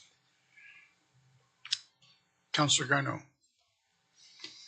Yes, and I don't have the notes that I had with me when this first came forward to us a couple months ago, and so I'm going to start by saying that I'm not going to support these, which I think is going to come as a surprise to some around the table. And I'm going to do this from the position of lived experience. I struggle as a sexual violence survivor who has seen a file go through the court system as a victim as to how the $30,000 in advertising would have made my experience better. I believe that many of the folks, having participated in support services in other communities that offer a similar base, know where to find the resources when they need them, and a municipal advertising campaign isn't going to be what inspires them to take a step forward. I am concerned when we get into some of the community groups that provide services in our community that they do so heavily from a position of bias, largely based on one's sex or gender identity. And I don't want to go into identity politics here, but I can't commit taxpayer money, especially this year in the cases, since we are discussing holistically number 19 there, that automatically presumes that men are perpetrators of domestic violence, when what we actually know is that they can also be victims. My family was turned away from Nova Vita, struggling with some blended family issues, and not everyone around the table may realize I'm actually stepmom, not biomom, to the kids I'm often seen with, and I was politely excused from their support services as not being part of a family unit. So I know I've thrown some very heavy things up on the table. It's taken me a long time to get to a position and in consultation with my partner that we were ready to share our story. And with that in mind, I did feel that I needed to explain why someone of my demographic voted no on something that I think a lot of people thought I would vote yes. So that's... Thank you for that. Councillor Bell. Yeah, well, I'd just like to thank Councillor Garneau for sharing that with us. But I think to take Councillor Miller's perspective, maybe we need to know a bit more. I think we are committed philosophically, spiritually. As a body, we want to see this addressed, but are we addressing it in the best way? And I think I would welcome that we pass this back to staff and have them bring it back fairly quickly, because I don't want this to linger. I don't want this to wait a whole budget cycle. So if there's a way of putting a hold on it, or maybe before the end of, even before the end of this month, if they could come back with something that will help us better understand whether this is putting the funding in the right place and doing the right thing. I'm perhaps asking Alison whether it's doable.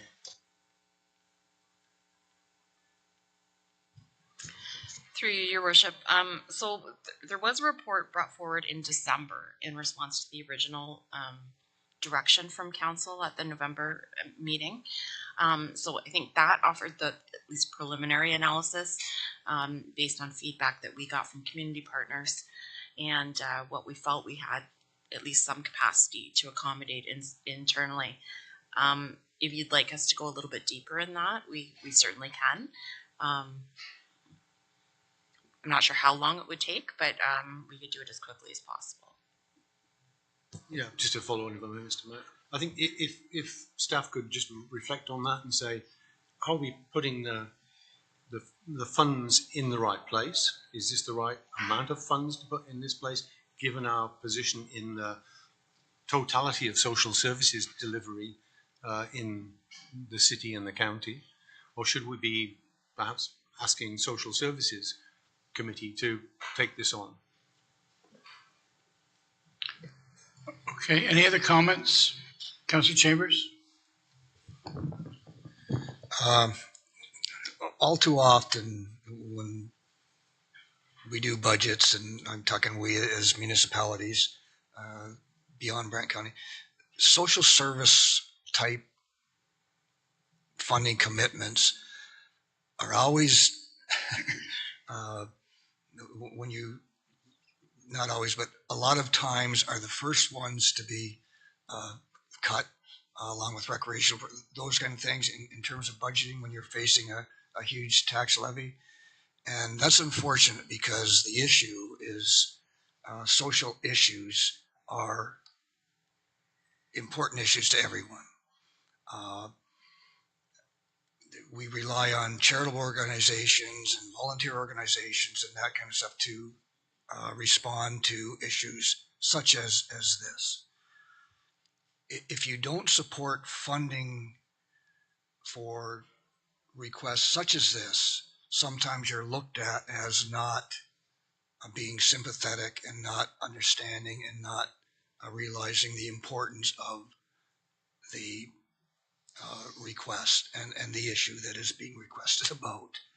I'm not going to support this now. I don't want to be accused of not believing and not supporting that intimate partner violence and gender-based violence is an epidemic, because I believe it is. But in situations like this, provincial interests, it has to come forward in terms of funding and awareness, those kind of things. Municipalities can't do it alone. They need help, and we are bombarded with all kinds of funding responsibilities, and again, we have to prioritize. And in this situation, I won't support the request. Not to say that I won't look at it in the future, but as of February 1st or 2nd or whatever it is, I don't support it at this time. Councillor Kyle. Thanks, Mr. Mayor. And first, I also do want to thank Councillor Garneau for sharing. Takes a lot of courage to be able to do that. With that said, I also appreciate all of the comments of my colleagues around the table. I will still support the request today. Also recognizing there's still gaps that we need to fill. There is most certainly a need for awareness of the services that are available. And while there are absolutely gaps that need to be filled in terms of the service offerings, these are services that our municipality is not equipped to offer ourselves. They're currently not offered in any way but through these partners. And to think that I have a daughter that could at some point in her life need them, I am perfectly okay for making sure there's a billboard on the corner that she'll know that that service is there, because the reality is not everybody does know. So I'm fully in support of if the group decides we want more information and make the decision at a later time, but I will support it today as well for that principle. Any other comments? Councillor Oakley has asked for a recorded vote.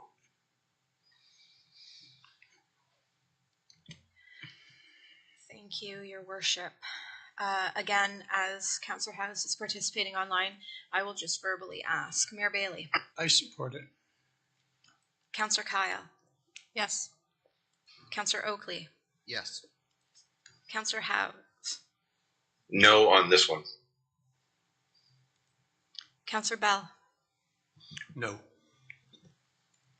Councillor Chambers. No, for the reasons expressed. Councillor Miller. No. Councillor Coleman. No. Councillor Garneau. No. Okay. Now, since that's... The motion is 3 in favor, 6 opposed. The motion fails. Okay. So because the next two items are tied into it or very much like it, do you want to group them together, the next two, and send it back to staff. Councillor Chambers, would you be okay with that? Councillor Kyle, you'd be okay with that for the next two? Because it does involve bigger money, and you saw how the vote went. So instead of having to have something, as important as this failed twice in open session, I would rather it go back to staff so it doesn't need to fail when there's enough information to support it. So I'd like to call a vote to have the next two joined together and sent back to staff for more consideration. Councillor Oakley? It's fine? It's fine. You're fine? Okay. Perfect. All those in favor? Question, right? Did you want to put a timeline on that? Well, we can't I keep... just think about our budget cycle closes on the end of February. Is it even doable to think that we can get a report back that will allow us to make a more informed decision? I don't think we can get it done in this budget cycle. I don't know what staff thinks. Through you, Your Worship, I'm going to have to look at it in closer detail before I recommit, but we'll certainly do our best to get something back to you in the February cycle. Yeah. So I do need a motion. I do need a motion and a seconder to group those together and then have them go back. Councillor Chambers, make that motion. Thank you. Councillor Bell seconds it. Councillor Miller wants to speak to it. Yeah, just speaking to and going back to what Councillor Kyle said, she talked about the gaps, and that's what I need to understand. Where are the gaps? I don't want to throw money. That's the worst thing you can do, is throw money at a problem. If it's clearly identified, it's a lot easier to support. Right. Councillor Chambers. And this is something that goes beyond the county of Brant. It may be a discussion at Social Services Committee. Because obviously the facilities, a lot of the facility and is in the city. And not only that, the other neighboring municipalities are dealing with the same issues, and perhaps when staff is looking at this, they can look at it with a partnership regional bent as well. Yeah, I think this was a good thing to do. Sitting on the Police Services Board, I had to vote in favor because it's important. I see the numbers and they're getting worse. I've been on the Police Services Board for, 12 years now or something, and we've always had the numbers and it's getting worse. There's reasons why it's getting worse. COVID, the fact that people are living with people they don't like anymore because they can't financially move out, and their kids can't move out, so they're in the basement and they're not speaking. So there's a lot of reasons why it's so bad right now, but those reasons I know of, and I've seen the reports, so I needed to support it. Okay, so I didn't get them. I got to move. I got a second. All those in favor? Thank you. That takes us now then to number 21.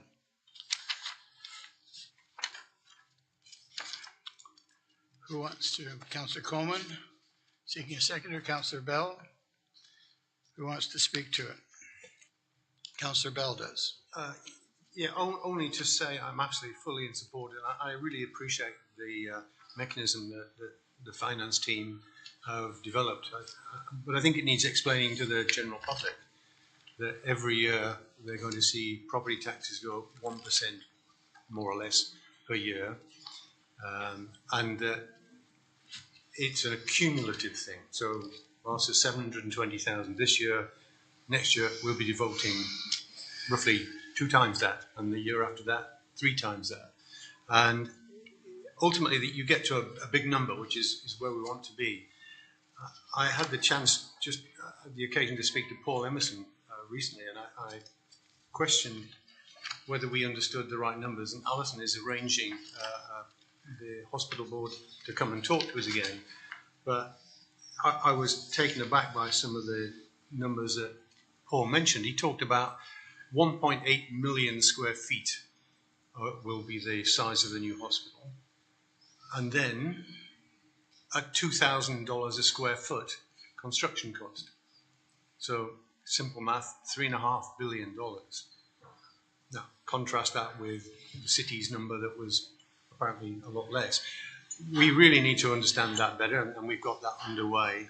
But this is a great first step, and I think the way that Heather explained it to me is you can escalate this. You know, if we're not getting to where we need to get to, we can step it up from 1% to 1.5%, and cumulatively over time we will get to where we need to get to. But I think this is a very important first step, and I think we need to publicly share this with our community, because everybody is making a contribution now to this hospital reserve fund as a taxpayer. And I think that may encourage also people to give donations when they know that we're serious and we're following through. Just a word from Paul. He said, unless we take this step and get the hospital reserve fund going, the province is likely to be less inclined to move us up the list of properties that are going, or hospitals that are going to be built. So if we show that we're serious about it, we show a plan to deliver, the province, in Paul's estimation, will give us that support back. Councillor Howes, your next, please. Thank you, Mr. Mayor. Through you, yeah, I'm on the same track as John Bell on this one, and I wanted to refer back to, and it was probably his comment at the previous council meeting, where we really need an update on this, and when we're looking at around 1% of the tax increase, it's obviously a significant amount of money, and there's a lot of mixed narrative around how much the County of Brant is expected to contribute to this project and when.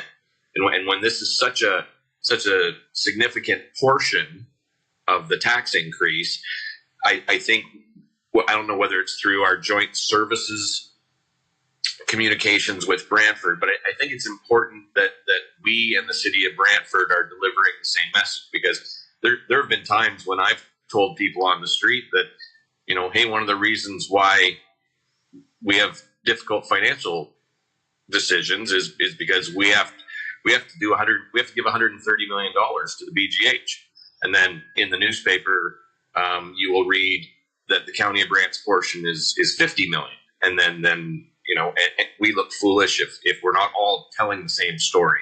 So I just, anything we can do to give solid information to our community on how much and when would really help us explain these numbers. Thank you. Any other? Councillor Chambers. This is another one of those things where if you don't support it, you may be looked at as being not supportive of a new hospital. I have a great deal of problem with this whole concept of placing the 1% surcharge, or whatever you call it, on the municipal tax base. First of all, the expectation that a municipality of less than 40,000 residents can afford over $100 million in taxes over how many years is unrealistic, and it is unfathomable in terms of property taxes. The current funding model that the province has, where municipalities are on the hook for 10%, again,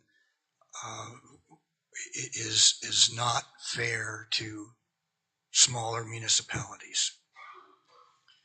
To put a 1% on property tax builds into an unfairness of the system as it relates to large farms, for example, paying large additional dollars for a service that is presented to people.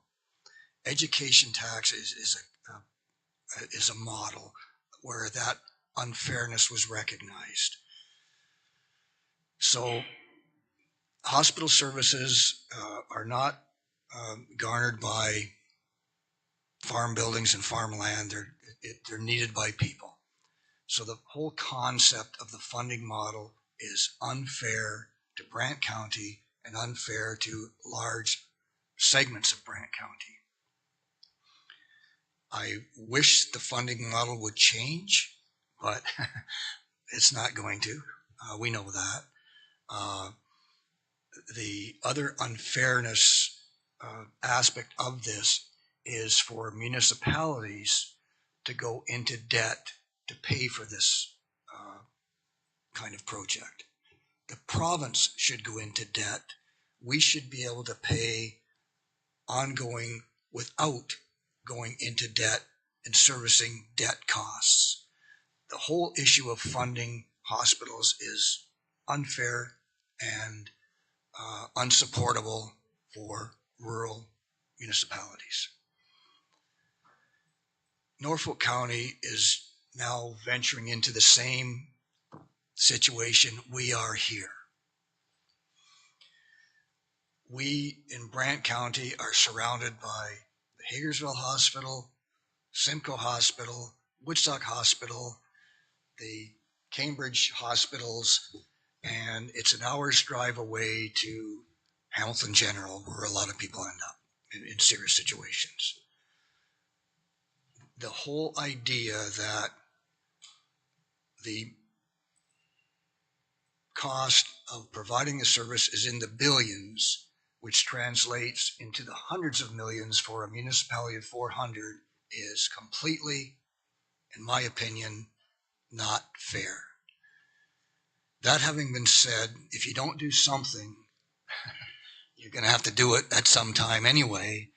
And I can sit here and complain about the funding model, but that's not going to solve the funding issue. I'm supporting of this under extreme protest of fairness and recognizing that if you don't start now, you're going to have to be adding 10% surcharge on municipal tax basis, which is even more unfair. So I'm supporting it with only a half bit of enthusiasm, but I can't nod my head and say I'm not going to accept. Councillor Howes had his hand up first. Sorry, that was from before. Oh, okay, then it's Councillor Oakley and then Councillor, I think, Miller. Through you, Mr. Mayor, I would like to wholeheartedly agree with everything Councillor Chambers has said. We have to do it because we need a hospital. It's wildly unfair, untenable that this is on proper taxation. As a piece of context, over our 15-year plan to go through and pay for this, the last 2 years total $14 million contribution and a $17 million contribution to a total contribution of $31 million over 2 years. Later today, we may or may not be diving into whether or not over 40 years we can afford a $40 million library. And in 2 calendar years, we will be making up the entire allotment of that project, more or less, to pay for this hospital. That being said, it still has to be done, but we have to be working together with AMO, with Roma, with all of our other municipal peers to change the formula, because this is wildly untenable as we get further into the future. Councillor Miller. A couple of questions and then a comment, Mr. Mayor. Question number 1 is how long is the 1% expected to last? Do we know at this point? My modeled it out for 15 years. Now, depending on what the total cost of the hospital is, when the hospital actually moves forward, and how much fundraising is done on behalf of the hospital, my thought is we'd either, if we don't need as much money, we can stop at year 13 or 12, or if we need more money, we'll be carrying forward beyond that. Okay, so the money we've already set aside, the money we're proposing to collect, that's, I think we can only put that in interest-bearing instruments. This would, I would hope, trust that it's going into something that's interest-bearing. Absolutely, and actually we were thinking, depending on how long this hospital project's out, this may give us some money to do possibly some internal borrowing for projects. So we might be able to make some roads in terms of less debt. And we keep control of the fund in the very unlikely, but could happen, possibility that it doesn't go forward, correct? Yes, we set this forward as money we're putting into a reserve for a contribution. So this isn't a commitment at this point. This is a contribution. We will maintain this money until the day that we make a commitment to the hospital and send the money along. Okay, perfect. And then the last question is, how is the city raising their contribution? I don't know, and I'm not sure about the city's numbers or where they're doing their calculations, but we haven't been able to get a clear answer on where. Do we know how other municipalities have done this? So we Muskoka did- went through the process, I know that, and I know Simcoe's looking at a new hospital. How did Woodstock, do we know how those guys did? Well, Woodstock, I think, was a different situation, but there's like Halliburton is kind of doing it right now about the same time, and I think they just took the total cost of the hospital and broke it out over the number of years. So, But did they put it on the levy? yeah, I believe it's on the levy. Thank you. Okay. It's one thing to put the money aside. It's another thing to structure it properly so that just to cover the risks that could be associated with it. The only thing I would say is that property taxes are a regressive tax. Property taxes should be used to pay for infrastructure. And then you talk to people, and a lot of people don't even know what municipality they're in.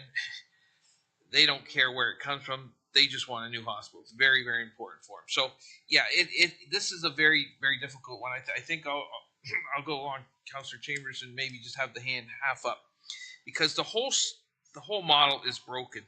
And I don't mind saying, I think it starts with the federal government, down to the provincial government, and the way, they have so much tax tools at their disposal.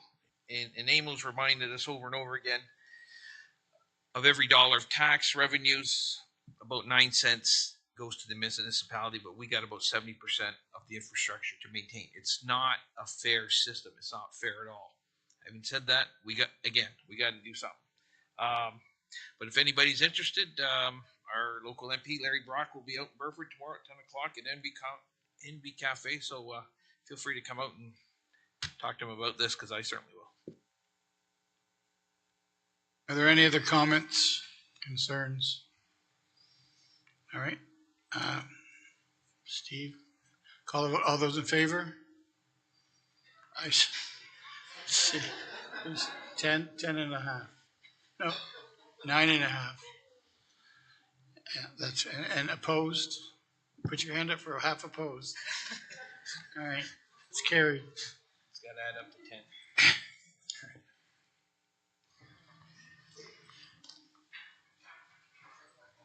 We're at number 22, which is the Grand River School Board funding request. Somebody want to put it on the floor? Or Councillor Coleman, taking a seconder? Councillor Oakley?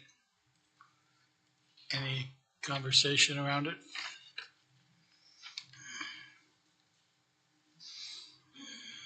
Councillor Oakley. While I certainly support funding schools, I don't think this is even the biggest issue at Paris District High. And as Councillor Chambers has said multiple times today, we are looking at a very high tax levy.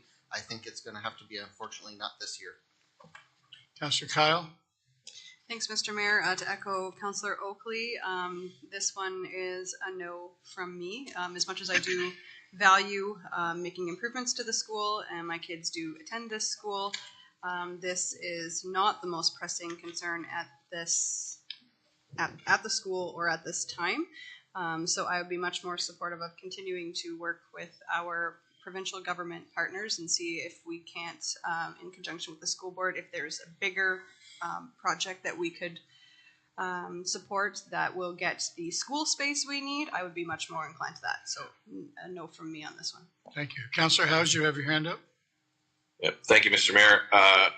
Likewise, I'm very supportive of the football program at PDHS and all that Coach Fergus has done for football in our community on a field that has not been ideal. And my son played on their team for a couple of years, and it's a great program. But and the kind of fantasy vision for this new track and amenities looks amazing, but it's not something that I can see committing 100,000 of our taxpayers' dollars to at this time. Councillor Chambers. And again, I think this is a weak ask. I come from the area where Maple Leaf Gardens was called Maple Leaf Gardens, and Montreal Forum was the Montreal Forum, Boston Gardens, etc. In today's world, it's the TD Center and the Air Canada Center and the Bell Center, and it's a classic example of where corporation can step up to put their name on a project and put the dollars in there, and they can call it the fantastic company field and save everybody a lot of money, and they can get a tax deduction and have their name on the scoreboard for a advertisement. So that's how it should be funded, not through the municipal tax base. Thank you. Any other comments? No. Okay, call the vote. All those in favor? And opposed? And it fails. It takes us to number 23, which is Sacred Heart Church funding request for the parish hall. It's on. Oh. Sorry, Mr. Mayor. I should have at the beginning of the meeting declared the conflict on this one. We were the landscaper of record for the project in question. Okay, so noting that Councillor Garneau is stepping away from the discussion, it's on the floor with Councillor Oakley. I'm seeking a, no, it's not on the floor. I also have the conflict. You helped her, didn't you? Yes. You get away from that table. Okay, we have two conflicts. We need someone to put it on the floor. Councillor Coleman, Councillor Bell. Any discussion? Seeing none. All those in favor? Opposed? And it fails. Thank you. Number 24 is the Adelaide Hunter Hoodless Homestead, looking for $30,000 for the homestead. Can I get someone to put it on the floor? Or Councillor Kyle, seeking a seconder, and Councillor Oakley. Discussions? Councillor Miller. Do we know if Adelaide Hunter Hoodless put in a request for the grants portion? The community grants? They have in the past. I don't know that they did this year. Oh, Heather might know. We haven't opened our 2024 grants this year. I think the difference is they want us to commit to providing this every year.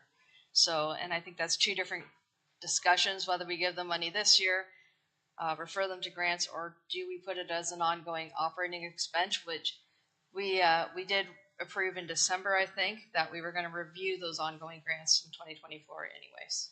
Okay, and then through you, Mr. Mayor, was it Darcy from staff that was up there speaking yesterday? I can't remember her name. Tall girl. No, it was Kayla. Kayla, that's the name. Yeah. I like the idea, and she said she was bringing it forward next month. Because we've never really looked. I don't think we've done a thorough job as a county looking at how we fund these historical societies, historical museums, and all that. I think they're important. I don't think you should lose sight of the past. You lose sight of the past, you don't know where you're going for the future. I think they're very important. At the same time, I would like to see these treated equitably throughout the 5 wards. I think it's a great homestead. I think there's a lot of good things going on there, but at the same time, I would love to wait and see what Kayla has, and at the same time, I would suggest they put in for a community grant and try it there. Councillor Oakley. Through you, Mayor Bailey, I'd like to mirror a lot of Councillor Miller's comments here. I absolutely am a supporter of funding arts and culture. In future years, I think this might be appropriate, but I would be hesitant to jump ahead of where we're already reviewing ongoing grants later this year, where we have a grants process they can apply to for this year, and we'll be dealing with our overall arts, culture, and heritage strategy later on, I believe next month or this month, sometime soon, to discuss a more holistic approach to these sorts of funding sources. So I do appreciate where they're coming from. I hope we can support them through the grants process, but this year I think it's premature to go this route. Okay. Something I can add to it is very much like the Bucket Center. It does have federal recognition. It's not like you can have one of those in every ward. It's wherever they land. And this one has landed in St. George, and the Bucket Center landed in Paris. and you just can't pick and choose what the federal government decides to designate. And so I'm just saying it is a little bit different than Myrtleville House and, you know, a lot of other things that are supported. So that would be the only reason that I would say it should sit into its own category. But if this committee doesn't think so, then that's the way it's going to fall. Any other comments? All those in favor?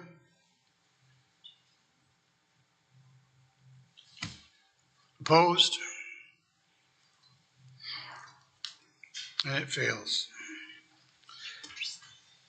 Oh, I'm sorry, Councillor Chambers? Mr. Mayor, I would like to make a motion that decision package 24 and 23, the requesters, communication be with them about the community grant request program, which will give them the opportunity to present their case in context of a grant. Okay. Yeah, I think they've been told that, but we'll make sure they have. Thank you. Which takes us to the last one, number 25, and that's the request from St. Joe's and Stedman Hospice. You're putting it on the floor? Well, a request, Mr. Mayor, if I could. I was wondering if we could divide this up into two, because there's two requests. There's $100,000 for the hospice. There's a $50,000 request for life care. I would ask that, up to you, of course, but Okay, separate them. we'll deal with them separately. We'll deal with St. Joe's first, which is the $50,000 ask, and it is on par with our John Noble Home, which the county supports and administers to. Put it on the floor for discussion. Councillor Bell and Councillor Oakley, it's on the floor for discussion. Any comments about the $50,000 ask from St. Joe's? Councillor Chambers is first. Just and I understand the request. I'm not going to support it. Although they're nonprofit, the county does manage and provide through the John Noble Home. It's not county owned, and I think this whole Life Care Center began as a division of John Noble Home, et cetera. And at that time, it was understood that at some point the Life Care Center would be self-funding, and I'm going to stick to that original agreement. I was on the board of the John Noble Home at the time, so I don't support the funding. Any other comments? Councillor Bell? Yeah, I don't know all the history of how St. Joe's became separated from John Noble Home. But again, I think as we recognize we're a growing community, a lot of our residents actually use this facility, and a lot might want to use John Noble Home, but can't because there just isn't the capacity there. I think I'm into a sympathetic response here, but I felt really that what they were asking for was a reasonable request. I think it will be well received in our community. I think it will be seen as a good use of municipal funding. And I think it does beg the question of should we not step back and understand better what supports we need for our aging community? And maybe it's in our well-being program, but the statistics show from our own official plan that we're going to have twice as many seniors in 30 years' time. So we need to start understanding that there's a dynamic there that somebody has to respond to, and it may not be that it's the municipality that has to respond to it, but it is going to grow and grow and become a bigger and bigger issue. So I'm supportive of this relatively small request when you put it in comparison with our contribution to John Noble Home. Any other comments? I have a comment. I think that the county, the way it's structured, there's people in the area where Councillor Chambers lives that would, in this time of need, they would go to Woodstock because it's closer. St. George, Glen Morris would go to Cambridge. Again, as I've broken it up many times, everyone doesn't come to Brantford. And so I can't support it just because I know there are other places closer to me that I would use before coming into the city of Brantford. So, Councillor Oakley. Through you, Mr. Mayor, I won't be supporting this. I think, like what has kind of been said, we support and we fund John Noble Home to the tune of, I think, close to $1 million a year, perhaps more. And I think if we're going to be putting money into long-term care, the money I think is more efficiently spent by us into our own facility rather than going distributing amongst other facilities. Any other comments? Call the vote. All those in favor? Opposed? And it fails. Now we're going to go to the Stedman Hospice for $100,000. Councillor Bell and Councillor Chambers. Who wants to speak first? It's on the floor. No discussion? Councillor Coleman. Thank you, Mr. Mayor. Well, I would love to support the Stedmans, and I always have. But I keep looking at another screen, and we're now at 12.4. And I just don't know how far we can keep going without some relief. So I would make an amendment to that motion of that amount of money at $50,000. Seeking a second, Councillor Oakley seconds that. Any discussion on the amendment? Councillor Chambers? The difficulty with the amendment is if it fails, then the whole thing may fail. So I'm going to support the amendment. Any other questions, concerns? Call the vote on the amendment first. All those in favor? Opposed? And it carries. The motion is amended. We have to call that vote. Any questions on the motion as amended? All those in favor? Opposed? And carried. All right, Heather, it's your turn to finish off your report with hopefully some very helpful suggestions. Thanks. And Gary, if we come back to the presentation, we may need to flip screens back and forth between what Heather had just presented and where my slides go, but I'll present these quickly and then we can bring up the other one back and we can talk about specific tools. So in terms of next steps, so we will get into that in a bit. Let's start talking about rate stabilization tools. This is alluded to earlier this meeting. Surplus carryover. So in 2023 budget, we did not put a surplus because we thought we were going to be pretty close to no surplus, which proved out to be pretty true. This year we do recognize that there will likely be a surplus. We don't have final numbers because we're still paying off some 2023 invoices, but we do feel as a collective group that 400,000 is a reasonable expectation if we want to move some money into this budget. Once again, noting though that the risk of putting a surplus in is that revenue becomes part of the base for next year, which is fine if we keep having surpluses, but if another year pops up that we don't have a surplus, then that's where we'll be taking a bit of a hit again. So this is staff's recommendation. We fully support if council wants to move the surplus of 400,000 into the budget. Council. Councillor Chambers. This generated some discussion last year at this time, and some members of council were supportive, some weren't, and I understand the reason why in each case.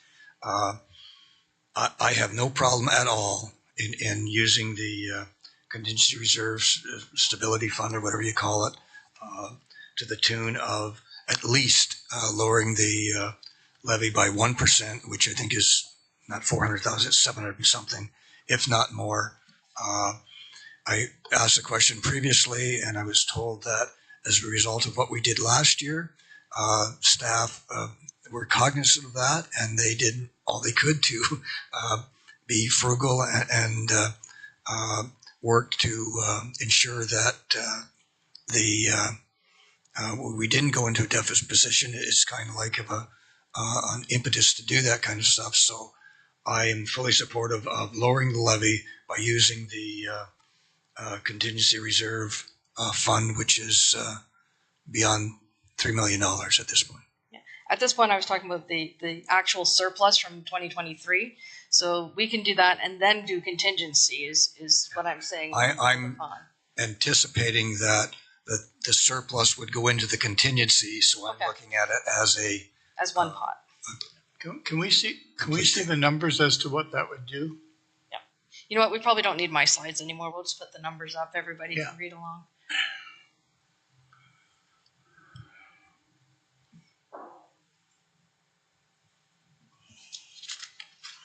Yeah, I, like Councillor Chambers, don't find any problem with doing this at all.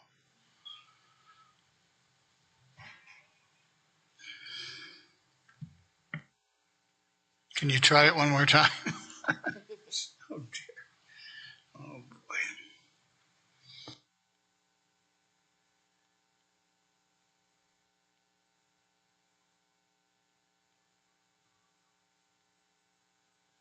So there's the numbers.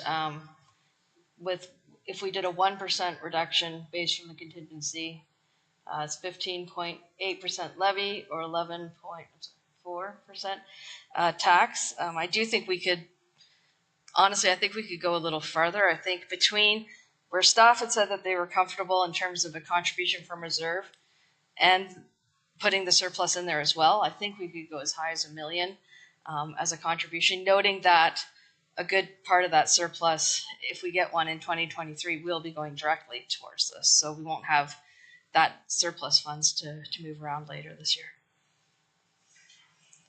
Councillor Oakley first, and then Councillor Chambers.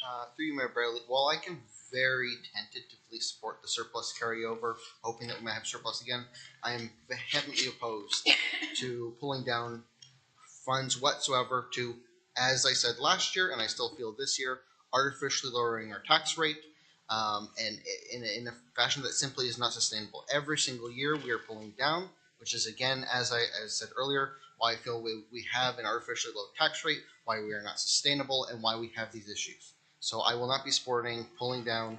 Last year we pulled down $2.6 million. I will not be supporting pulling down even $1 million.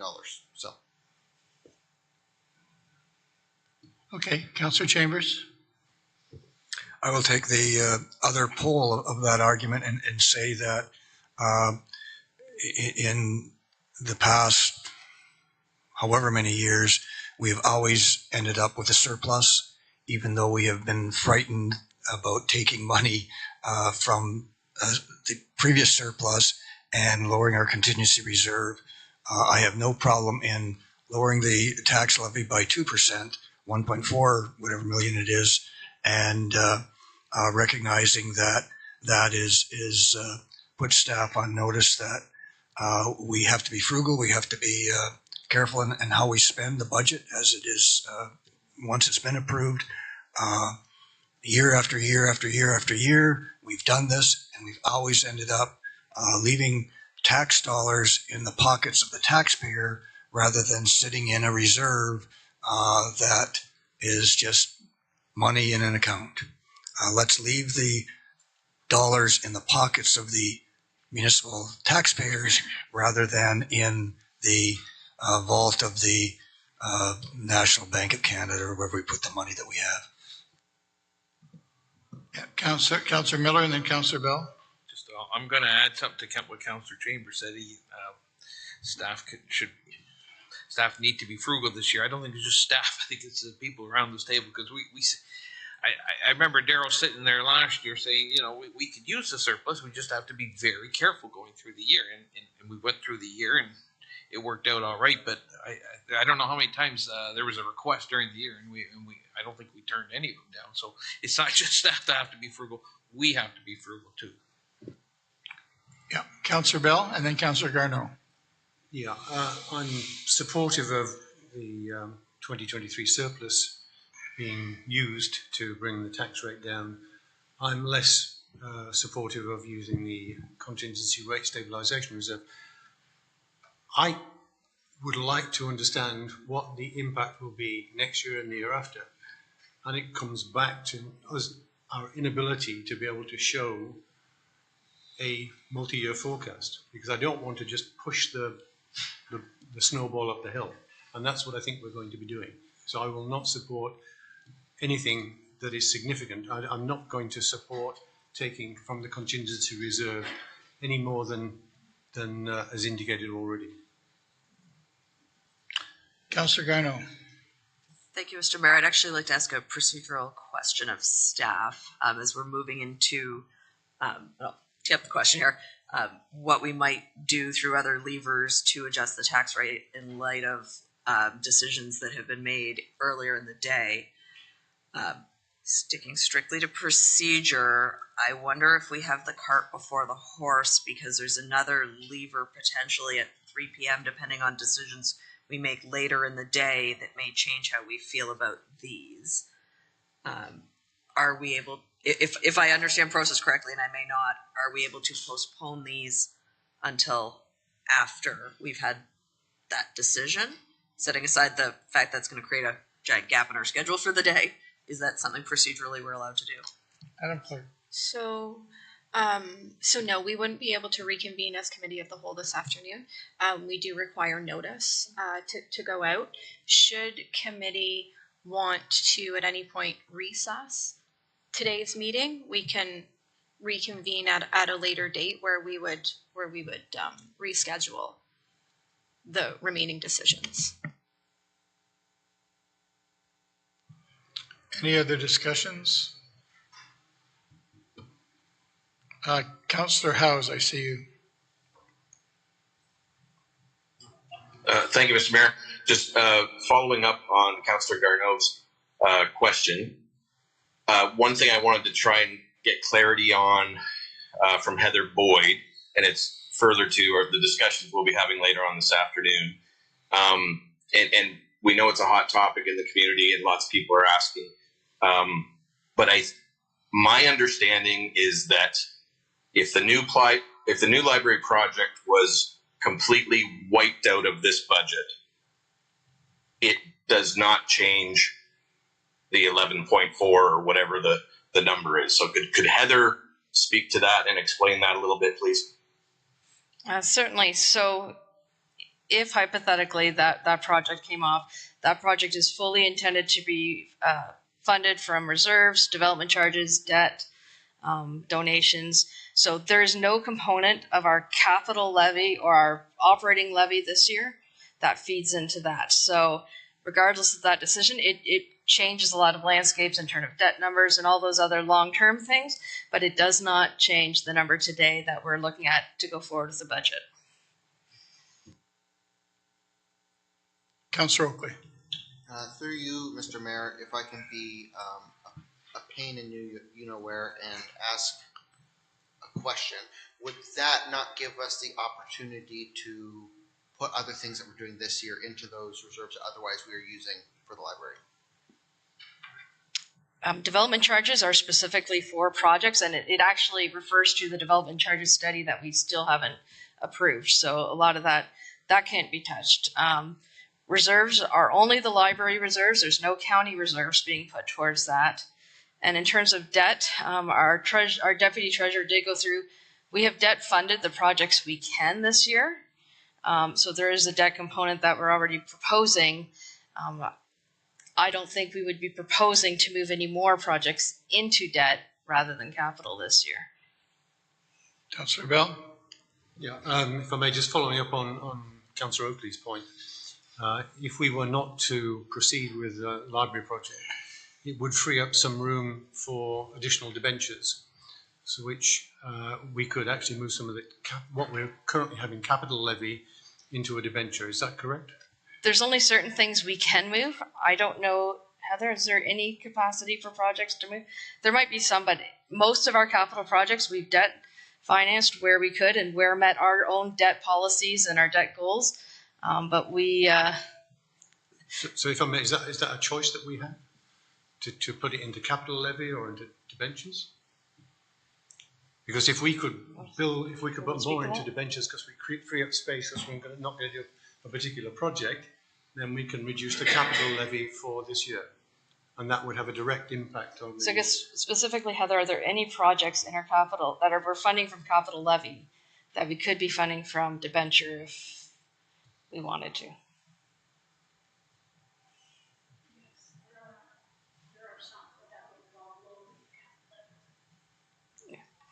So she advises there are some which would lower our capital levy, which once again then has future implications on where our capital investments go, because every time we lower the capital levy in a year, whether we're drawing from somewhere else or whatever we do, it impacts the future maintaining our assets and capital investments.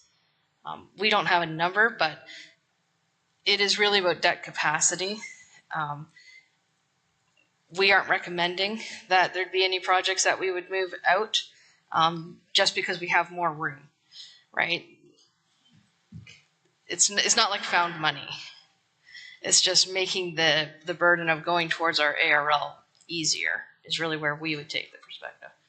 But again, if I may, we do.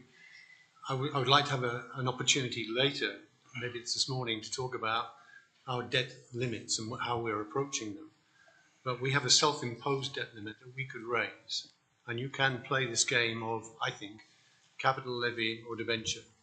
And that's a tool that we haven't really played with in this whole conversation. And I think we should, before we nail down the final levy, we should understand what facility we have for moving money out of capital levy into debenture, recognizing we have a limit on our self-imposed limit on debt, which we can raise. It has been said before, it could be raised. Councillor Chambers. I don't want to interrupt that train, but I've got another. I want to get back to this contingency rate stabilization reserve. If there's anything else with, I'll come back to that. then on regressing to the former topic, if this levy was raised on the assessment that was 5 years ago, this would be out of this world. The component that we haven't talked about is the increasing assessment. We're all very, very, I think, spoiled by the growth in terms of that adds an incredible amount of assessment to the mix, and that enables us to raise more money, keeping the mill rate the same. We haven't talked about the anticipated future growth as it relates to future assessment, which relates to the future ability to raise funds, which may allay some of the fears about using the contingency fund this year. If we are anticipating increased assessment next year, that adds to the ability to keep the mill rate low. So I'm wondering if you could comment perhaps on the benefit of the increased assessment that we realized this year and project anticipated increases assessment into the effect on future budgeting. So for this year, the growth is the difference between the 15.9 total levy and the 11.4 tax levy. So that's how much increased revenues we are getting based on our current assessment over last year's assessment. So that's how much we've gained in 1 year. So stop and think about that for a minute. As a result of growth, our assessment attributed to growth has enabled us to lower the mill rate from 15 to 11 or whatever it is. Project that into next year if you're queasy about using the contingency reserve. I'm anticipating that the assessment growth that would come into play for our next budget would be similar, if not more, than 2023. Can you comment on maybe who has the crystal ball in terms of increasing the assessment? Because you can look out there, a lot of the stuff out there now has not, the assessment is not factored into this budget. So I see a lot of potential assessment out there. Yeah, and I think we've consistently seen 3-4% overall impact between those two numbers. So I think, you know, barring any crazy things that happen this year, you know, it is reasonable. Obviously, we are going to have some assessment increase. It's reasonable to expect that it would be probably on par with what we've seen over the past few years. Possibly a little bit more, but possibly a little bit less depending on how the economy plays out.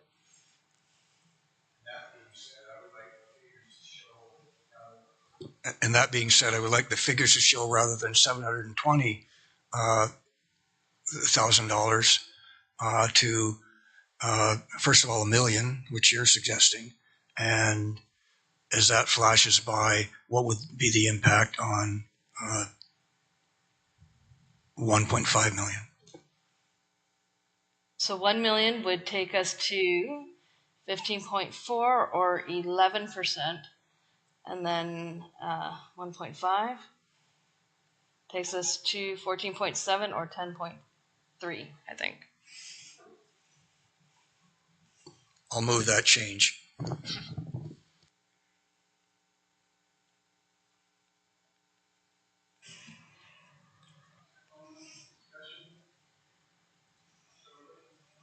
Through you, Mr. Mayor. Just for some context, last year we moved $2.6 million and some change to take out of both the capital levy and the operational levy, which those levies are still include that amount, but we in this year's budget have to make that up. That accounts to using the 720,000 number as what 1% is. That would have lowered our tax rate this year, or alternatively, you could look at it as we push from last year to this year, 3.6%. This is a losing game. Every time we are doing this, we are pushing this on to next year. This is not sustainable. Any other comments or concerns?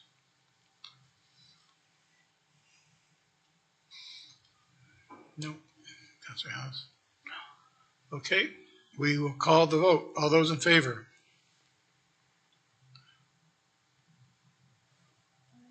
Opposed? Carries.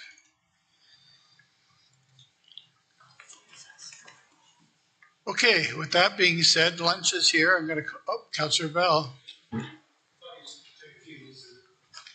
Okay. All right, we can do that after the break. We're coming back. You don't want your soup to get.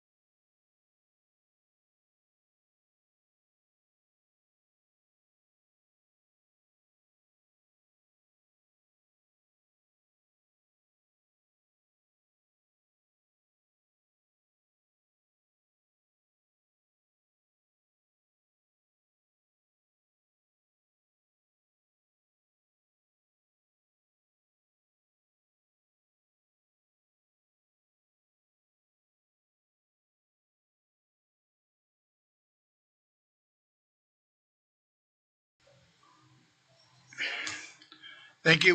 We're back in session and as a committee of the whole. And I cut Councillor Bell off a little wee bit just before lunch, and I want him to finish his thought before we take it back over to Heather Boyd. Thank you. Heather, could you pop that slide up?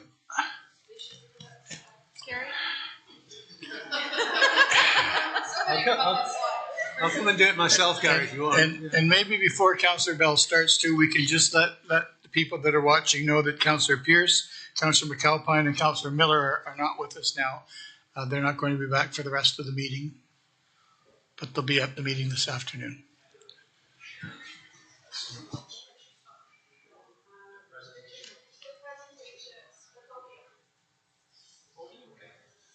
Yeah, I can while Yeah, that's go going, ahead, I can Councillor introduce the subject.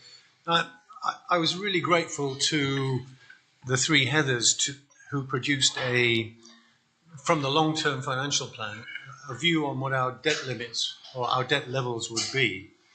And I've plotted them out in a graph, and I think when you see it graphically, you begin to see an area that we should all be concerned about.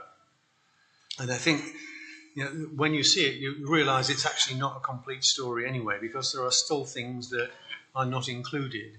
For example, the $30 million identified by the City Social Services team as funding that is needed from the county to complete our obligation under the Mayor's Task Force. I don't think it fully reflects the development charges study. I don't know quite whether that's going to take things up or take things down. And I think there's still some work on the asset management plan to do. But I think it should be a pretty sobering warning to us that we need to step back and understand what debt levels we want to take on as a county. And I'm hoping that slide comes so quicker. It's easy to talk to the slide. It's coming. It's coming. Yeah. So this morning, I think, as a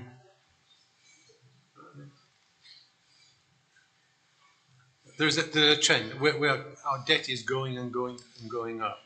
And I think there are two issues there that I think we need to think about. One is we really need to understand what the needs of the county are as opposed to the wants of the county. And I think we're obligated, I think, to make sure that we provide for the needs. And what we need, I think, from staff is a clear understanding of what is a need, what is a want, and how much funding we have available once we've dealt with the needs to actually fund discretionary projects. And I think if you look at that slide, the two curves there, they're just a translation of the numbers we got from the Heathers. By next year, we're breaking our own agreed debt limit. That doesn't mean we can't lift it. I mean, there's no reason we can't lift it. But if we increase our debt limit, then our annual, a bit of a struggle for Robert to see, but if we increase our debt limit and we go up to that new debt limit, then we of course increase the amount of money that we pay annually in debt repayment and interest. So that you can't just keep on going on forever. And you know, there is a possibility there that we can see we'd hit the actual municipal act limit of 25% of our own revenues. And I would like to see from staff a report that says, where should we set that debt limit now? Because I think for those that were around, I think it's probably only Robert and Brian that were around. 2017, you set that limit of 15%? Well, oh my God. I think we shouldn't just hit that limit and say, oh, we've hit the limit. Now what do we do?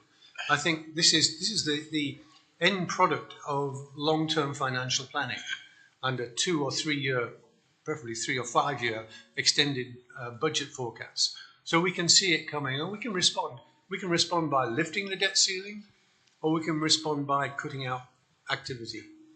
But right now, I can see that within a year we're going to have to face that hard fact, and that's behind some of the thoughts in my challenge to the library project, that we we are going to hit that debt limit. It won't be the library project that makes it there. But if we let the library project go, does that mean we can't do the next recreational facility? Or we can't have the swimming pool? Or we can't have something else? And then it comes back a little bit to saying, what are the priorities that our community are looking for? And it would be a delight to see from staff a list of all the discretionary projects and have them analysed by a number of different measures. It could be cost, could be timing, but what is the bang for buck? What do we give back to our residents that they value for the dollar that we spend? And I don't know whether we give them more bang for their buck if we build a library, or if we build a recreation facility, or if we build a bridge, or if we build something else. And I really would like to have that, because that will make our decision making so much easier and so much more underpinned by fact than emotion or what happens to be happening that particular day. My concern is we tend to budget and manage our finances literally on a year-by-year basis. And that is, as we grow and become a much bigger organisation with budgets that run into the many millions and assets that are actually measured in the billions, I think we need to have that foresight. And that then comes back to a mode of capital allocation that helps us make the right choices without endless debate and that can be easily defended. Right now, I find it difficult to defend some of the decisions we make because I can't say what's happening, what the impact of that is next year or the year after or in 10 years from now. So I would like to make a couple of motions, and if I may, I'll try them, and if somebody wants to second them, I'll be delighted. First one is that staff analyse the needs, brackets mandatory expenditures, and wants, brackets discretionary expenditures, in our 10-year capital forecast, and to aid council in decision making, provide a rank order for major discretionary projects on multiple dimensions, including that value for dollars spent for our residents. So that's the first one. And a consequence of where we are, that a hold be placed on all major projects, major discretionary projects that have not yet entered construction until such time as staff review and bring forward a report with recommendations on debt limits. Because I don't want to approve something this year only to find that next year there's no room in our debt ceiling to fund something which is actually even more useful and valuable to the community. You're bringing those two motions separately? Yes. Seeking a seconder for the first one, please. So the first one, I'll read it again, that staff analyse the needs and wants in our 10-year capital forecast and to aid council in decision making, provide a rank order for major discretionary projects on multiple dimensions, including value for dollars spent for residents. Anyone prepared to second that? Okay, Councillor Coleman. Councillor Oakley, you want to speak to it? Yes, through you, Mr. Mayor.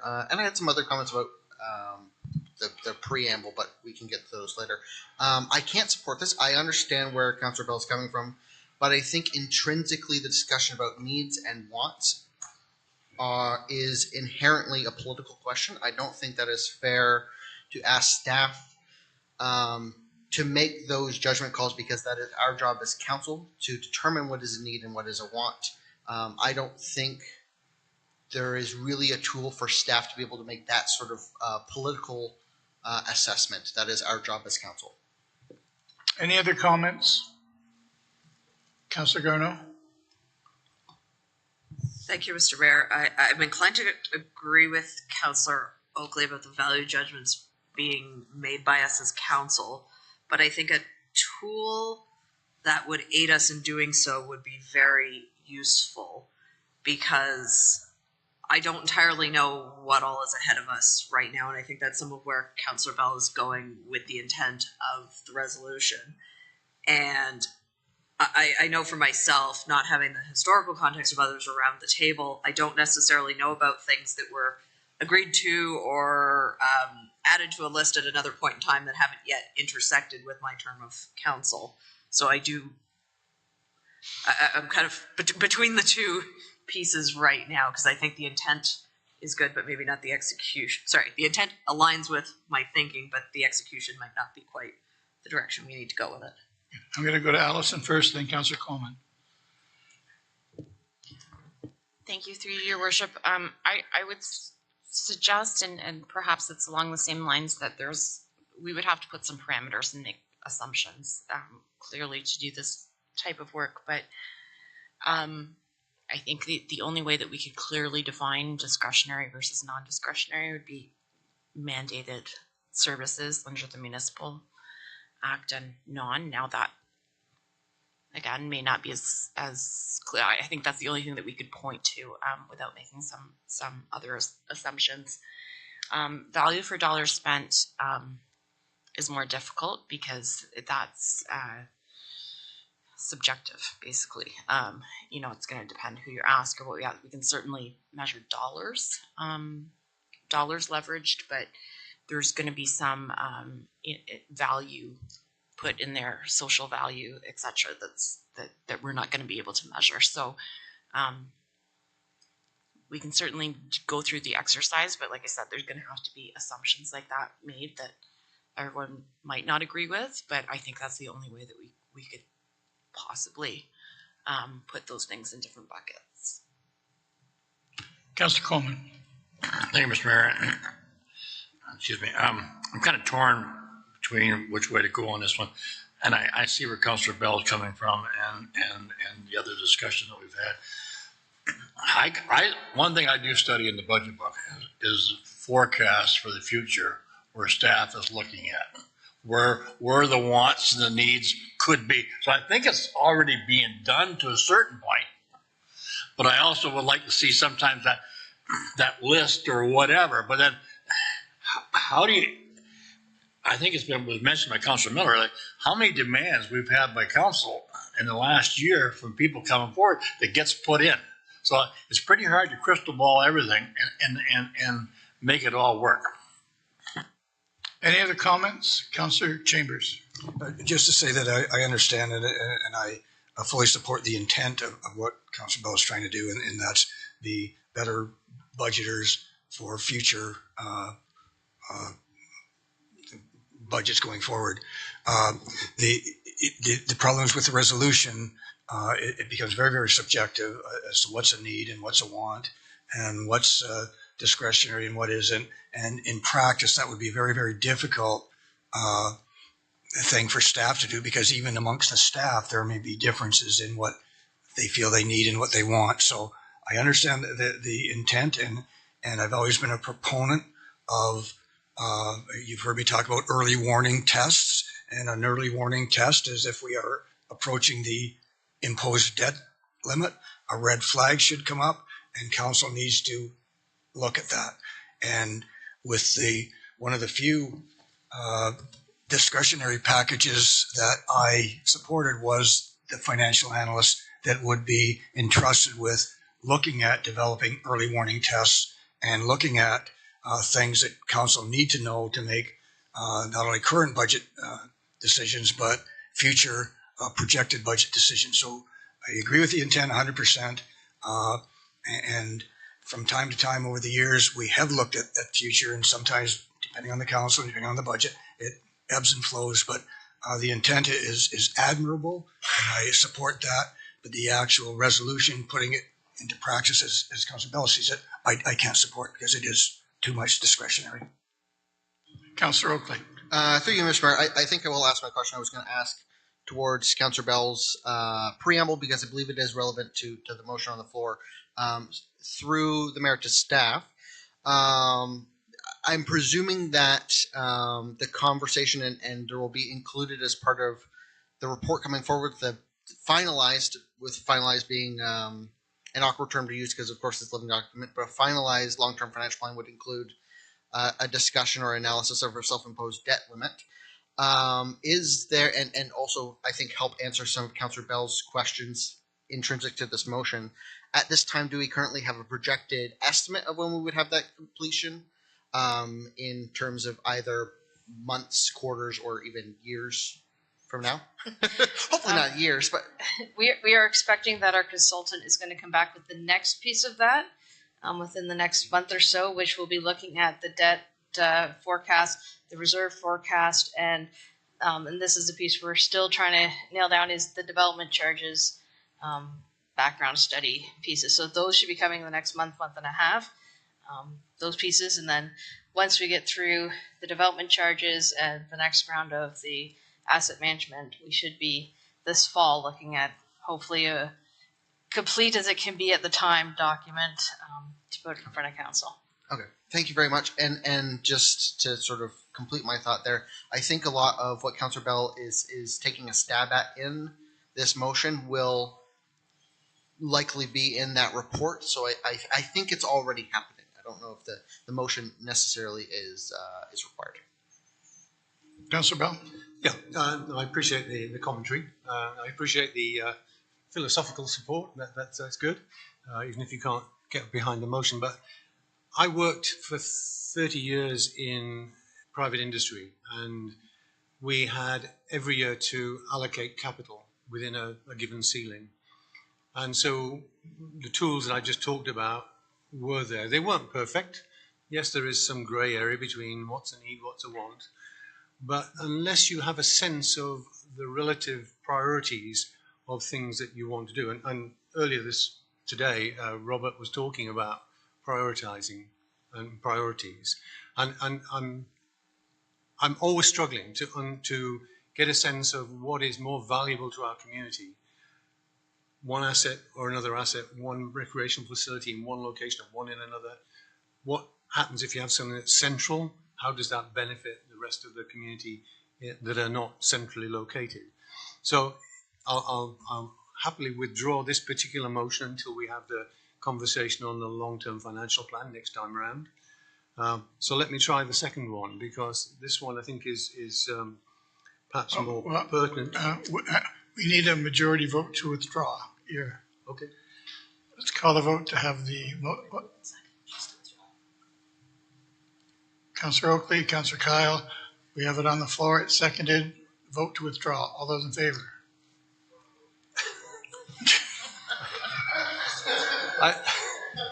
I don't mean to interrupt, Mr. Mayor, but if a motion is made by someone else can't move that it be withdrawn.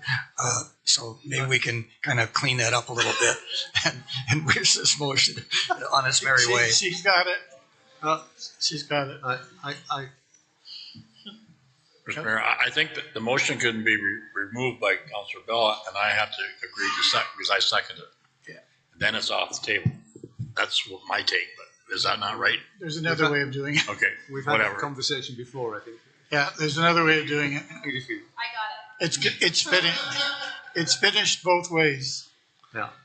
So my second motion was that a hold be placed on all major discretionary projects that have not yet ended construction until such time as staff review and bring forward a report with the recommendations on debt limits.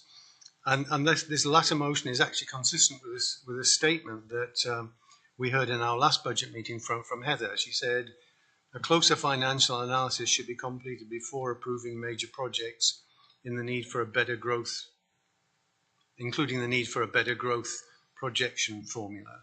So I think we just need to be alert to taking decisions that may throw us over the debt limit and that have a long-term impact. Any decision we take now on a major capital project affects the finances of this community for the next 25 years when we venture it. And I think that we need to be really thoughtful as we approach that debt limit, that we either move the debt limit up, which is what I'm suggesting that staff look at, and in the meanwhile we just put a hold on new major projects that haven't reached construction. Seeking a seconder. That was a quarter hand, I think, that one.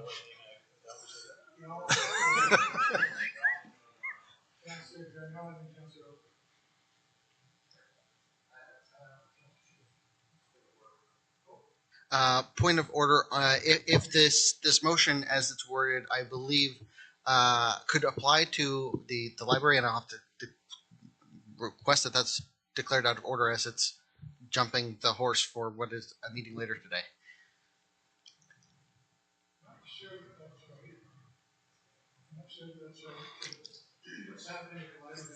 Yeah.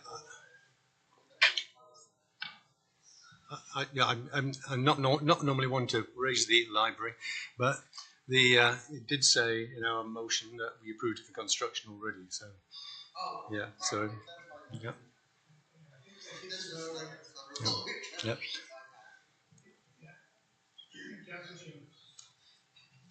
And again, I understand the intent, but that is a very dangerous and could be a very costly motion, because at the point of construction is not the point of saying yes or no to a project.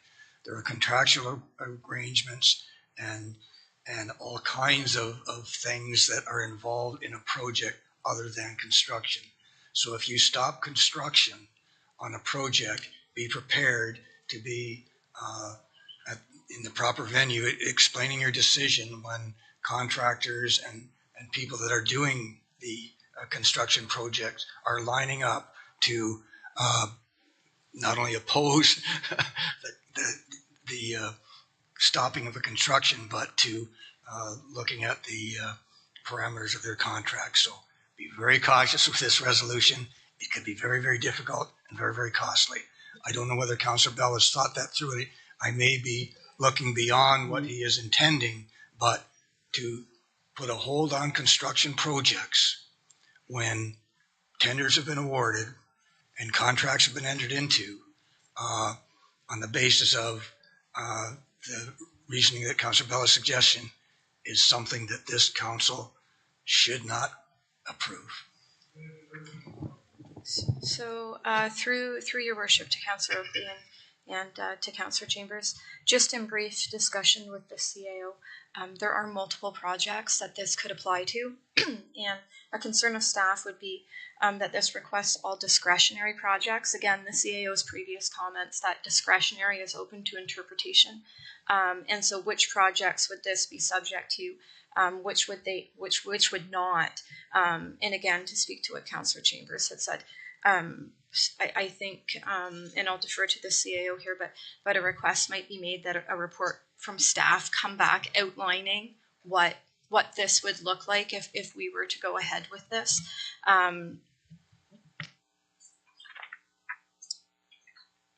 Allison. Thank you, through you, your worship.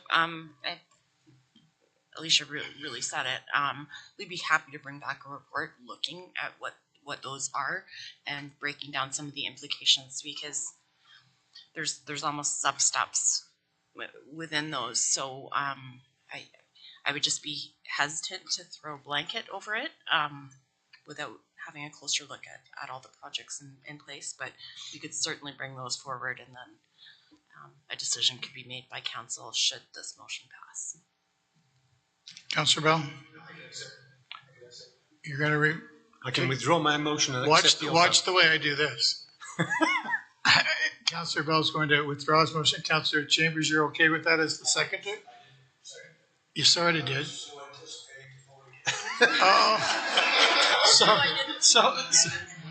So it didn't even have a seconder, so it's gone. That was me, and I'm fine to see it withdrawn under the circumstances. Now we have to have two votes on it. Thank you. Yeah.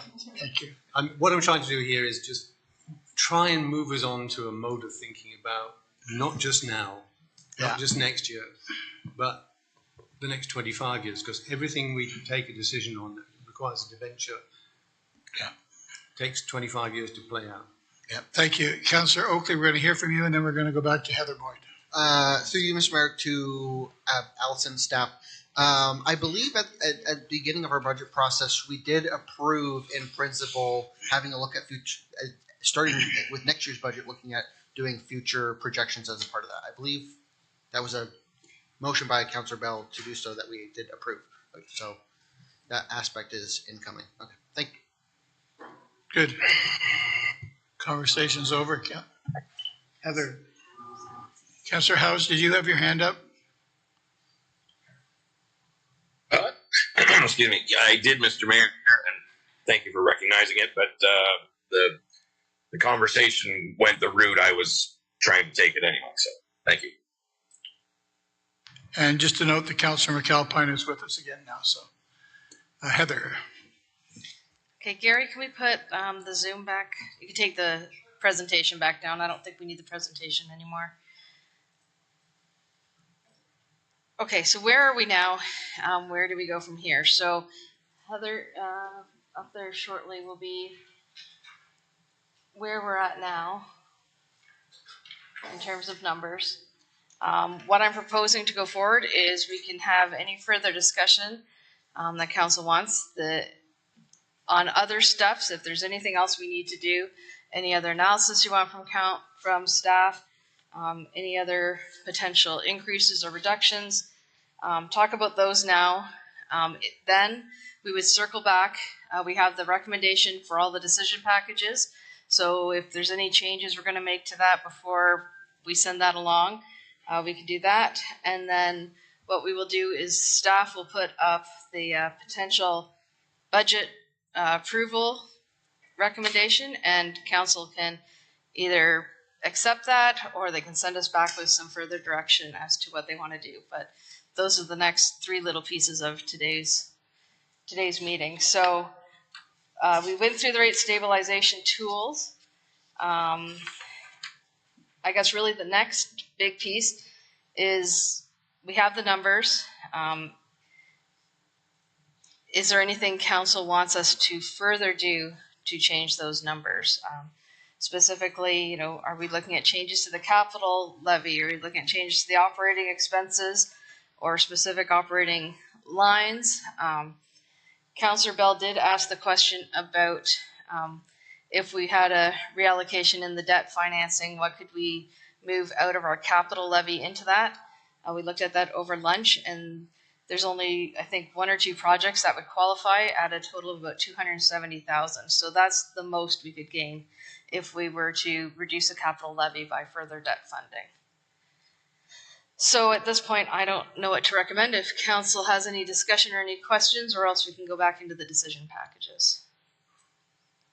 Councillor Bell and then Councillor Chambers.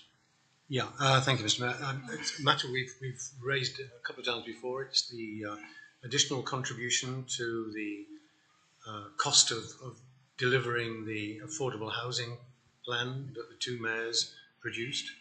The city gave us an indication that they were looking for another contribution from the county of $28 million. I just wonder whether we should be thinking similar to the Hospital Reserve Fund, that we should start to put money aside rather than be faced with a big single sum at some point in the not too distant future. Bearing in mind, I think we've got 6 years left of the Mayor's Task Force, $30 million over 6 years. That's, we could be looking at $5 million a year potentially. Yeah. So perhaps if staff could respond to that. I think, and Alison can respond again, I think she reported at our last meeting that they haven't put forward a specific number ask for this year's budget. Yes, there will likely be some funding coming forward in future years' budgets, and we will be looking at those. I presented on that roughly in our first long-term financial plan presentation. I do think there's still some work before we can get close enough to a number to actually put something in. And also I think we need to look at the time frame from that, because I don't know that that initial 10-year time frame is actually going to be feasible.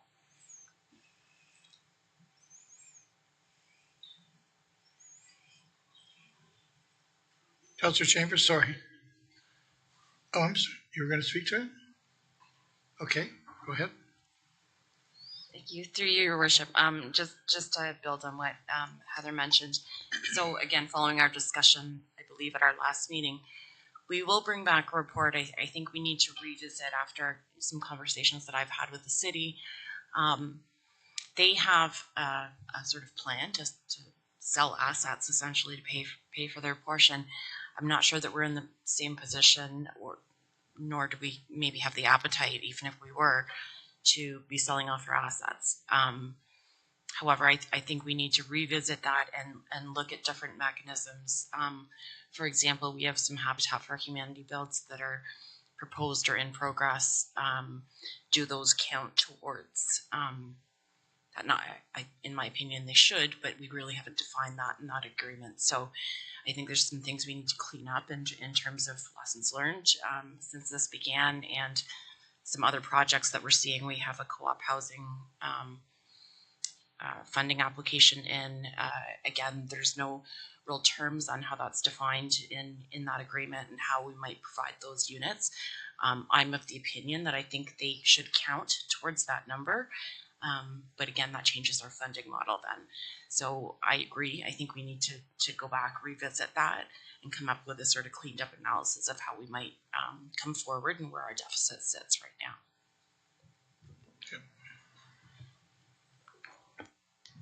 Councilor Chambers. I've got 3 questions, and the first one is related to the capital budget. Over time, sometimes projects are budgeted for in the annual budget, and the project is not completed in that year, and those funds are held within the capital budget until such time as the project has been completed and then paid out of the capital budget. I think that's how it works. So, and from time to time in previous budgets, there have been projects that have been identified that have been budgeted for, not completed, and are nowhere on the horizon to be completed. So that leaves the money in the capital budget. And from time to time, we look at that and we take that money back out of the capital budget to be to lessen the capital budget requirement for that particular year. So my first question, has that been done this year? And are there funds within the capital budget that can be used to offset the levy based on the fact that there are projects that haven't been completed and perhaps may not be completed and paid out this year? When we did our first presentation SMT, I think there was 2 or 3 major projects that we did exactly that for.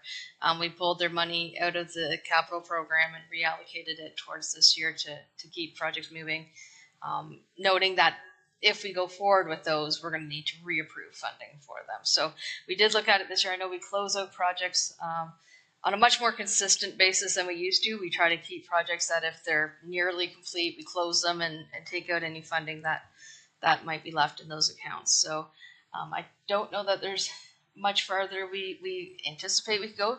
There's no big giant pot out there that I know of that we haven't used. And I apologize, I couldn't attend the discussion on the capital budget, so if these are repetitive questions, I apologize for that. That's one way to reduce the levy, and perhaps that has been looked at and applied, and I thank you for that. Now, the other aspect of that is we put things in the capital budget to be done this year, and perhaps through one thing or another, they don't get done, and then we're into the scenario in future budgets where we can use that. So the task that staff has to do is look at the capital budget projects that are projected for this year and really think it through, because if these projects cannot be completed in 2024, they should not be in the 2024 capital budget. So my question to staff is, if you look at the capital budget for 2024, are there projects in there that can be deferred to 2025 based on the perhaps feeling that they may not be completed in 2024? And that money could be applied to reduce the capital requirement, which would in turn reduce the levy. Yeah, and I would leave that to our friends with the big capital budgets might be able to answer that. But the one comment I will make before I let them speak is that when we started our capital programming for 2024, the list of projects well exceeded what we had approved as the capital starting point. So there was a lot of projects that we pulled out because we didn't think they'd get done this year, or because we had to pull out to meet that budget direction. So it's not for lack of projects that we threw things in. A third question with regard to, and I don't want to rag the puck here if other people have questions, but The third question is, the capital budget forecast contains figures that are pretty well rounded, $200,000. It could be $185,000, and it could be more than that, obviously. The one that caught my eye was replacing a basketball net at the Burford Community Center for $7,000. You buy a basketball net and Canadian Tire for $6, but I'll leave that with you. So my question is, if staff was asked to review the capital budget estimates in an exercise to reduce the capital requirement, which would in turn reduce the levy, is that an avenue that can be gotten down and be productive in reducing the levy of 10.3%? I would refer maybe to Rob, might be able to provide some insight on that. Mr. Walton. Through the Mayor to Councillor Chambers. In this time of the, last 3 or 4 years of the, we'll call it COVID inflation, construction inflation, whatever, being hard to predict, I think the answer to your question is a flat out no. Is a no. And because the projects are so hard to predict right now. We're doing our best to bring them all in as efficiently as possible. And we'll have the odd one that we can bring in under budget, but you've seen the trend on other projects that's coming in over budget. So, and I think there's a danger, there is a danger in budgets of making all the budgets too high. That's no good either. You need to work towards the right project at the right price all the time. We strive to do that. And just a little bit to your question before too, we did work hard with finance, and we did cut off a big list of projects that were originally proposed for this year. When we did the report to January 16th, Opson and Min for the, sort of the pre-approval to go ahead and tender, not approve the projects, but they got to come back to council. I said to our people then, are these all going to happen and be ready to come back for, I didn't want them to have this big long list and only come back with half of them. So I think if I would compare it to, 6 years ago when I came here, I think our capital budget's more fine-tuned now than it was then. And again, if someone wants to ask questions, I don't want to monopolize the discussion. And I think what you see is I'm trying to reduce the levy of 10% lower, and I'm looking for ways to do that. And capital budgeting is one of those ways. If I could be bold and put a resolution on the table asking staff to relook at the capital budget in light of some of the things that I've suggested and perhaps some of the other ideas that they have in the exercise of trying to reduce the municipal levy. I won't do that right now because I think I've got the answer to the question, and I appreciate the fact that you've really tried to do that. But I have another question, and that's with regard to the operational budget. And there again, when we do the budgeting, we do estimates and we do our best guesses. And over the years, all our best guesses have always been good guesses because we've always ended up with a surplus. Sometimes a large surplus, sometimes maybe not so large. With a municipal levy of 10.3%, which I find unacceptable, if I ask staff, by resolution, if council asks staff to go back and look at their operational budgets with the goal of reducing the operational levy to by a factor that would decrease the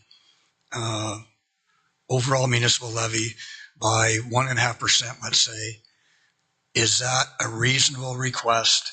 And I would like a response from the staff if that would totally put me in their bad books and council. But I think we really have to look at ways to reduce the levy, looking at the operational budget in the eyes of 10% is unacceptable. It may be that you've overestimated the supply and services budget by 10%. You can reduce. Those are the kinds of things I'm looking for. I just like a comment from staff on the advisability of doing that. Allison. Thank you, Your Worship. We can certainly go back. I know staff, and I have to give them credit. They really have spent a lot of time scrutinizing their budgets and trying to look at variances and seeing what we can pare back, and they have pared back quite a lot this year. We can go back, and my sense is, having gone through this, and we spent a few months going through this now. There may be some things that we could cut in operations, but it's likely not going to be enough to lower it by 1.5%. I just think they're already so lean that I can't imagine we're going to get there. That would be well over $1 million. So we can certainly go back and look, but if I had to guess today, I don't think we could get there. And to respond, it's only February, is it February 2nd today or the 1st? First, it's only February 1st. I know the taxpayers would appreciate and not mind the additional, perhaps couple weeks that it would take to do just that, if it would save them even 0.5 percentage point on the levy. And I think we owe it to the taxpayers to do that. So I would like to, at the appropriate time, make that a resolution that the operational budget be referred back to staff to look at ways to reduce the budget or the levy by 1%. But I don't want to do that now because I've got another question. Go to Councillor Oakley first. Through you, Mr. Mayor, to Heather. When we had our update with the long-term financial plan, and I believe I did ask some of this during the capital budget discussion a couple weeks back, but it suggested at the time that we had given the direction to do $16 million for our capital levy, but what the consultant put forward as their recommended capital levy was $24 million. I'm quite concerned by the fact that we're missing $8 million in there. And while I think there is the plan to phase it out, I just, I don't even know if it's really a question or just a comment, but I would be very wary of, again, us trying to find ways just to cut the tax levy this year that is going to offload things onto next year, when I predict that we're going to have to start finding that $8 million over the next couple of years, and we're just pushing things off because we're afraid of a number this year. And through the mayor, so that gap in the long-term financial plan was basically what staff had put forward as our unconstrained needs. If we were doing everything in our capital program that we felt we needed to do this year versus what council's direction was. So that's where that gap comes from. The only thing I would say to the other piece about, looking at a possible reduction is I would suggest maybe not limiting it to the operating budget, that maybe we just overall look at between the operating, the capital, and the decision packages, and see what number we can get to in terms of some efficiencies, because capital budgets play into the operating budgets, and everything plays into itself. So, Councillor Chambers. And the clerk can be crafting a resolution in that vein that I would be moved, but I do have a couple other questions, and that's with regard to reserves. We have reserves that are mandatory that we have to do, and we have discretionary reserves. Some of the reserve funds that we have are for things that will not be expended this year on dedicated things. We've set up particular reserves. I know there's one on environmental projects or something like that. Are there any reserve funds that are unutilized and are not projected to be utilized that can be used to offset the 2024 levy? And that may be a question that can be answered with the resolution that hopefully will pass, referring the budget back. But you may want to comment on that. Yeah, I know that when we did the capital budget, you'll look at the funding sources, and I know in terms of where things are actually dedicated reserves, we fully allocated those out. Are there any possibilities to maybe borrow from some other reserves to avoid debt, or is there opportunities to anywhere we can shift funds? We can look at that in terms, if we're going to go back and do another review with the idea of a 1.5%, we can look at that. I'm not sure what we're going to find.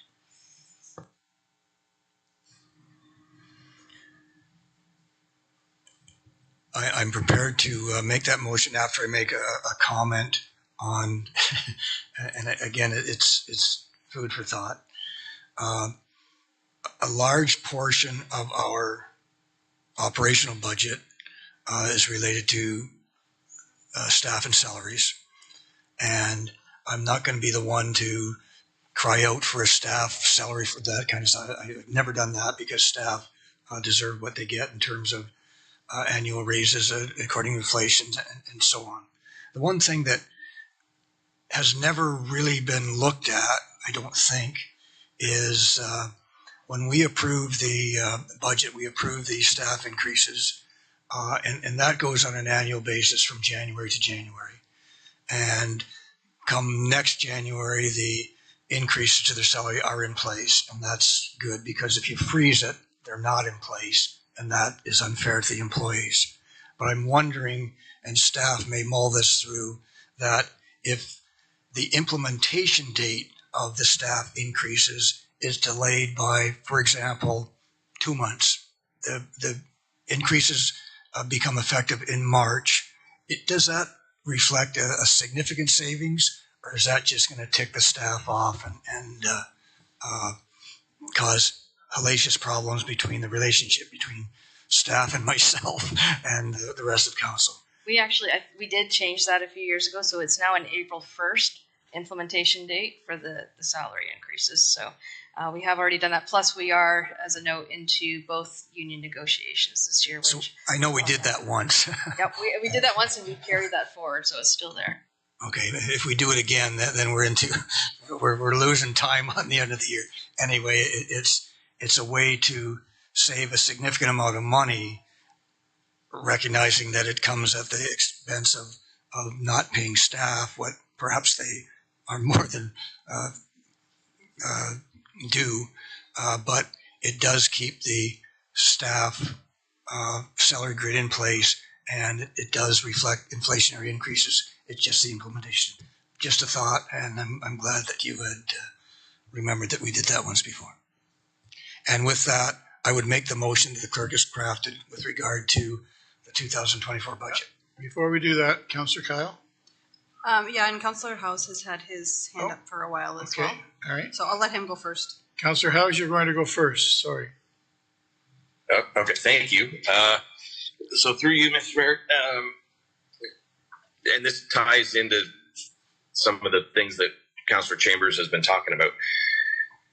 I think we probably all share a desire to find a solution that has us in a tax increase that's less than double digits, and it's kind of a marketing thing or a perception thing, but I think we all kind of understand that even though it's small amounts of difference, but just psychologically there's a difference between 9.8 and 10.3. But I'm wondering kind of just like how far we go to try to achieve an under 10 number.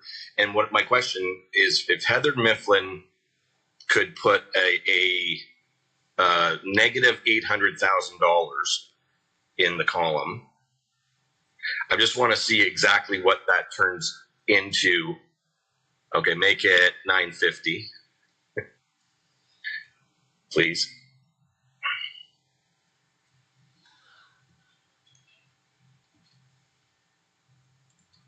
Okay, one more, 900, please.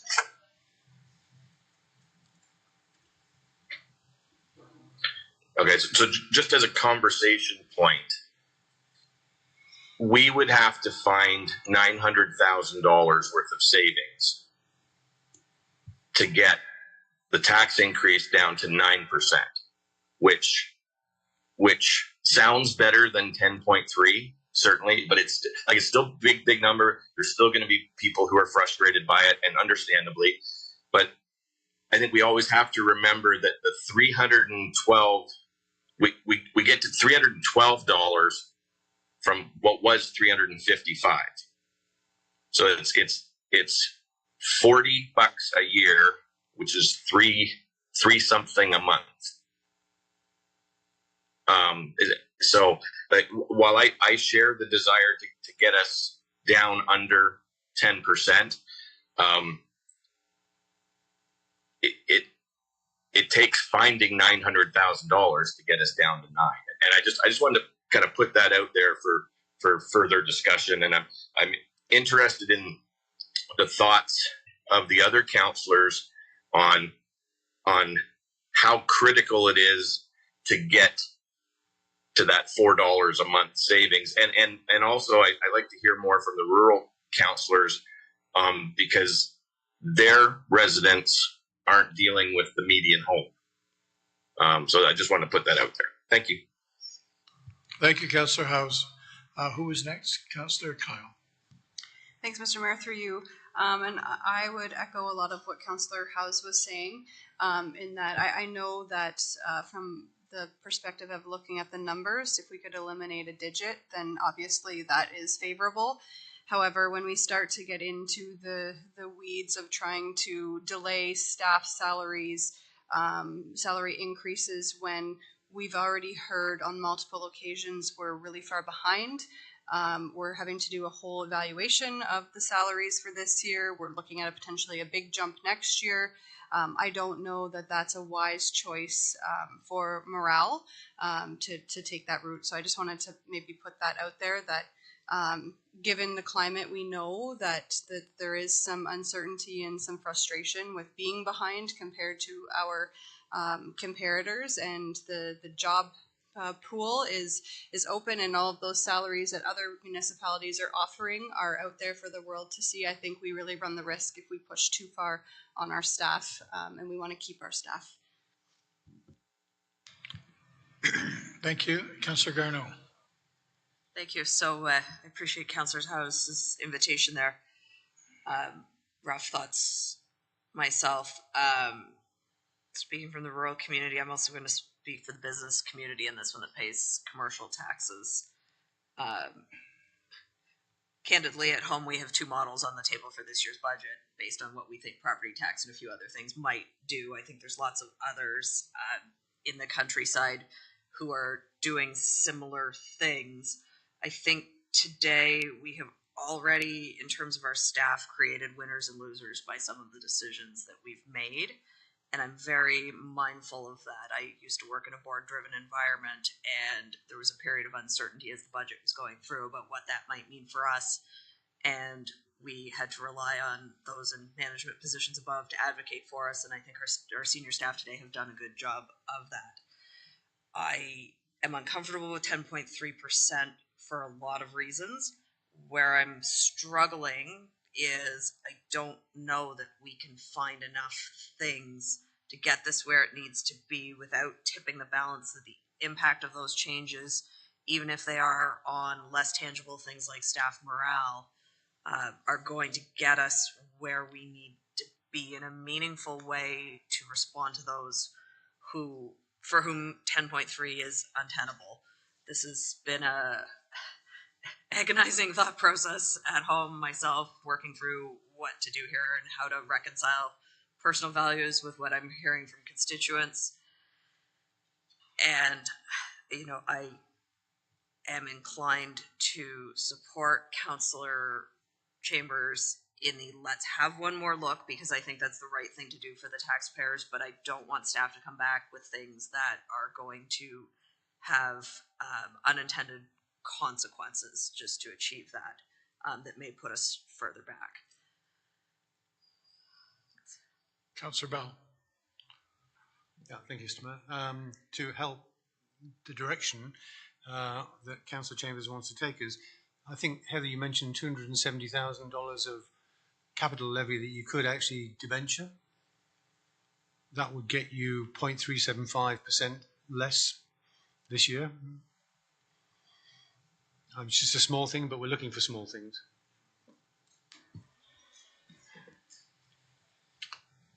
Comments? Councillor Coleman. Thank you, Mr. Mayor, and I echo what Councillor Garneau has said, and I certainly haven't had anybody call me and tell me that they're really excited over a 10% increase or higher. They'd probably be a little happier if it was a lesser number. As a business owner, a farmer, yeah, my expenses have gone up 10% to 15%, but my income certainly hasn't risen. And that's where I'm having an issue. So I'm not so sure where I could come in on a nice number to make this all work, because I did not support last year's budget. But I do think, and I do echo what Councillor Chambers is saying, I think if we could look at removing some is better than nothing. And I don't think nobody's saying anything to cut salaries, staff salaries or whatever, because we don't want to affect that or whatever. I think there's projects out there that we may need, we can look at somewhere along the line to gain a little bit. Councillor Chambers' motion when he brings it forward. Anyone else? I think it's time to read the motion.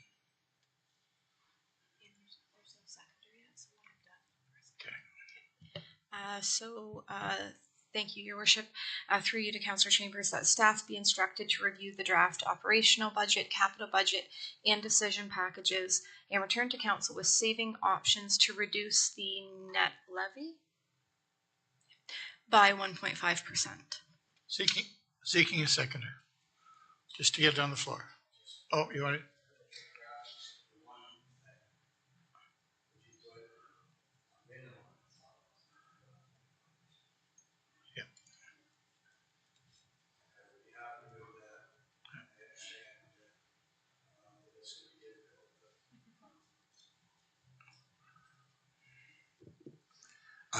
I would move that with the addition of a minimum of in front of the 1.5. Seeking a seconder. Councillor Coleman. Everyone's clear. Any more discussion? Councillor Oakley. Thank you, Mr. Mayor. I would like to strongly oppose this.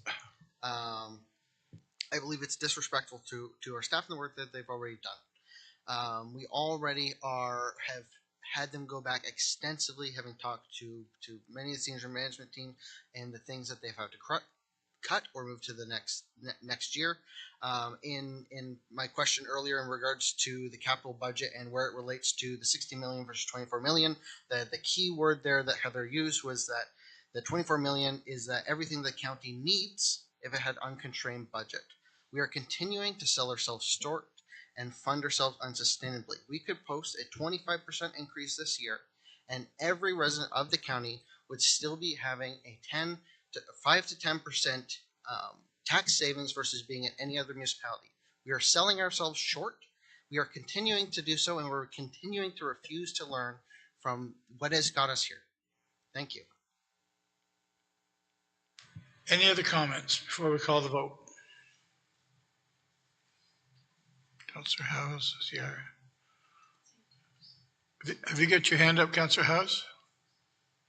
Yeah, it's a new hand up, Mr. Mayor. Okay, I can only see the top of your head. No, I can't see myself on the screen at all, so I don't know what you can see. All right. But I'm just wondering if Councillor Chambers would consider a friendly amendment, because I'm respectful of what Councillor Oakley is saying too, and he's not wrong. I'm wondering if Councillor Chambers would consider a friendly amendment to reestablish the goal as getting us to 10.5. 10.5 on the tax increase on the medium home, not on the levy increase. So, I think that I'm just to explain it, sorry, a little further. Because I agree that Councillor Oakley has pointed out, staff tried very hard to bring in an efficient budget, and if they were able to find 1.5 million, that would concern me. So I'm wondering if Councillor Chambers would be amenable to a target of getting to 9.5. Councillor Chambers? just to be clear, originally you said 10.5, which is going in the Oh, opposite sorry. direction. So that wouldn't be too friendly, Steve. But so could you clarify that? Yes, sir. So I would be more comfortable if we could have a friendly amendment to make the target to find savings to get us to a percent tax increase on the median home that is 9.5. Okay, Councillor Chambers? I think that is that may happen, but I think it is why look for 1% when you could be looking for 1.5 and maybe end up with only 1%. So I don't think it's a friendly amendment. It could be an amendment, but again, the direction basically is the intent is to have staff revisit the budget, looking for any possible savings. It may come back at 9.5%. It may come back at 10%. It may come back at 8.2%. Hopefully it won't come back at 10. It didn't come off as very friendly.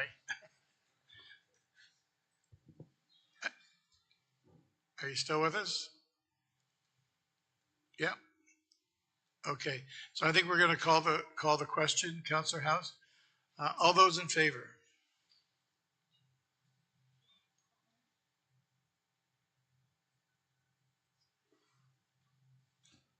Opposed? And it carries. Yeah. That's good. I think there's enough big items in the county that we buy and sell every day, big things, insurance, lots of stuff that's not personal, not related to staff. So I'm not sure that it needs to be quite as close to staff as maybe it was. It seemed like it was. Councillor Chambers. Could I make one more suggestion, Mr. Mayor, and that is in the city of Hamilton, they're struggling with their budget as well, as everybody knows. Everybody's struggling with budget everywhere. And the Ted McMeekin proposal to Hamilton City Council was that the budget be structured so that there's the provincial component and the municipally controlled component. The increase in the provincially controlled component is vastly more than the municipal component, and it's dramatic to see the impact of provincial increases to the municipal levy. Development charges is a big thing there, as opposed to what the municipal component is, and what the municipal component has to do is compensate at their expense of the increases of the provincial component. And McMeekin has crafted that out and displayed that so that it's quite instructive. So maybe staff can look at that as well. Thank you. Okay, are we finished? Heather, are you finished? Yeah, so I think at this point, we should probably just table. We'll come back with our options, which may or may not impact the decision package's recommendations. And then so next meeting, we'll look at what we're putting forward. We'll look at finalizing the decision packages. The recommendation will be on the agenda, and then we can deal with the staff reports at that time, unless anybody wants to talk about those staff reports that are attached specifically.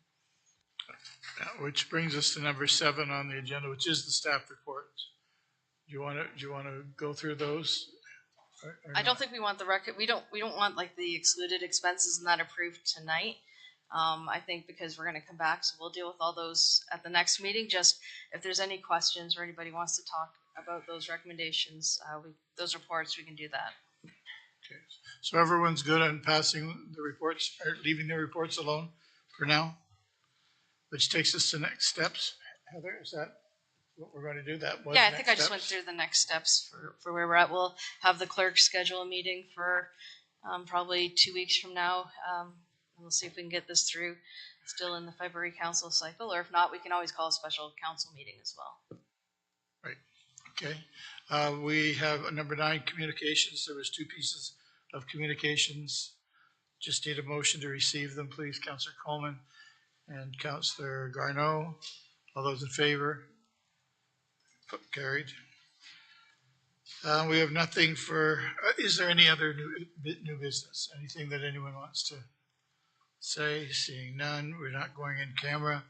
Can I get a motion to reconvene in that's a count? Oh. Councillor McAlpine, I'm sorry. So there was several decision packages. I'm not sure if they were talked about already or not. The decision packages from 22 to 25, were they voted on while I wasn't here or considered? Or are they good to be considered at the next meeting? They were all voted on. We went through all the decision packages separately. And the clerk can tell you what happened if that's what you're asking what happened. Well, I can follow up later then. That's fine. Okay, thank you. Motion to reconvene as council. Councillor Oakley and Councillor Coleman. All those in favor? We are now sitting as a council, and the next thing on the agenda is to adjourn this meeting. Or we're going to recess because we're not quite finished. Yep. That's right. We'll come back when we call the next meeting. So we're in recess.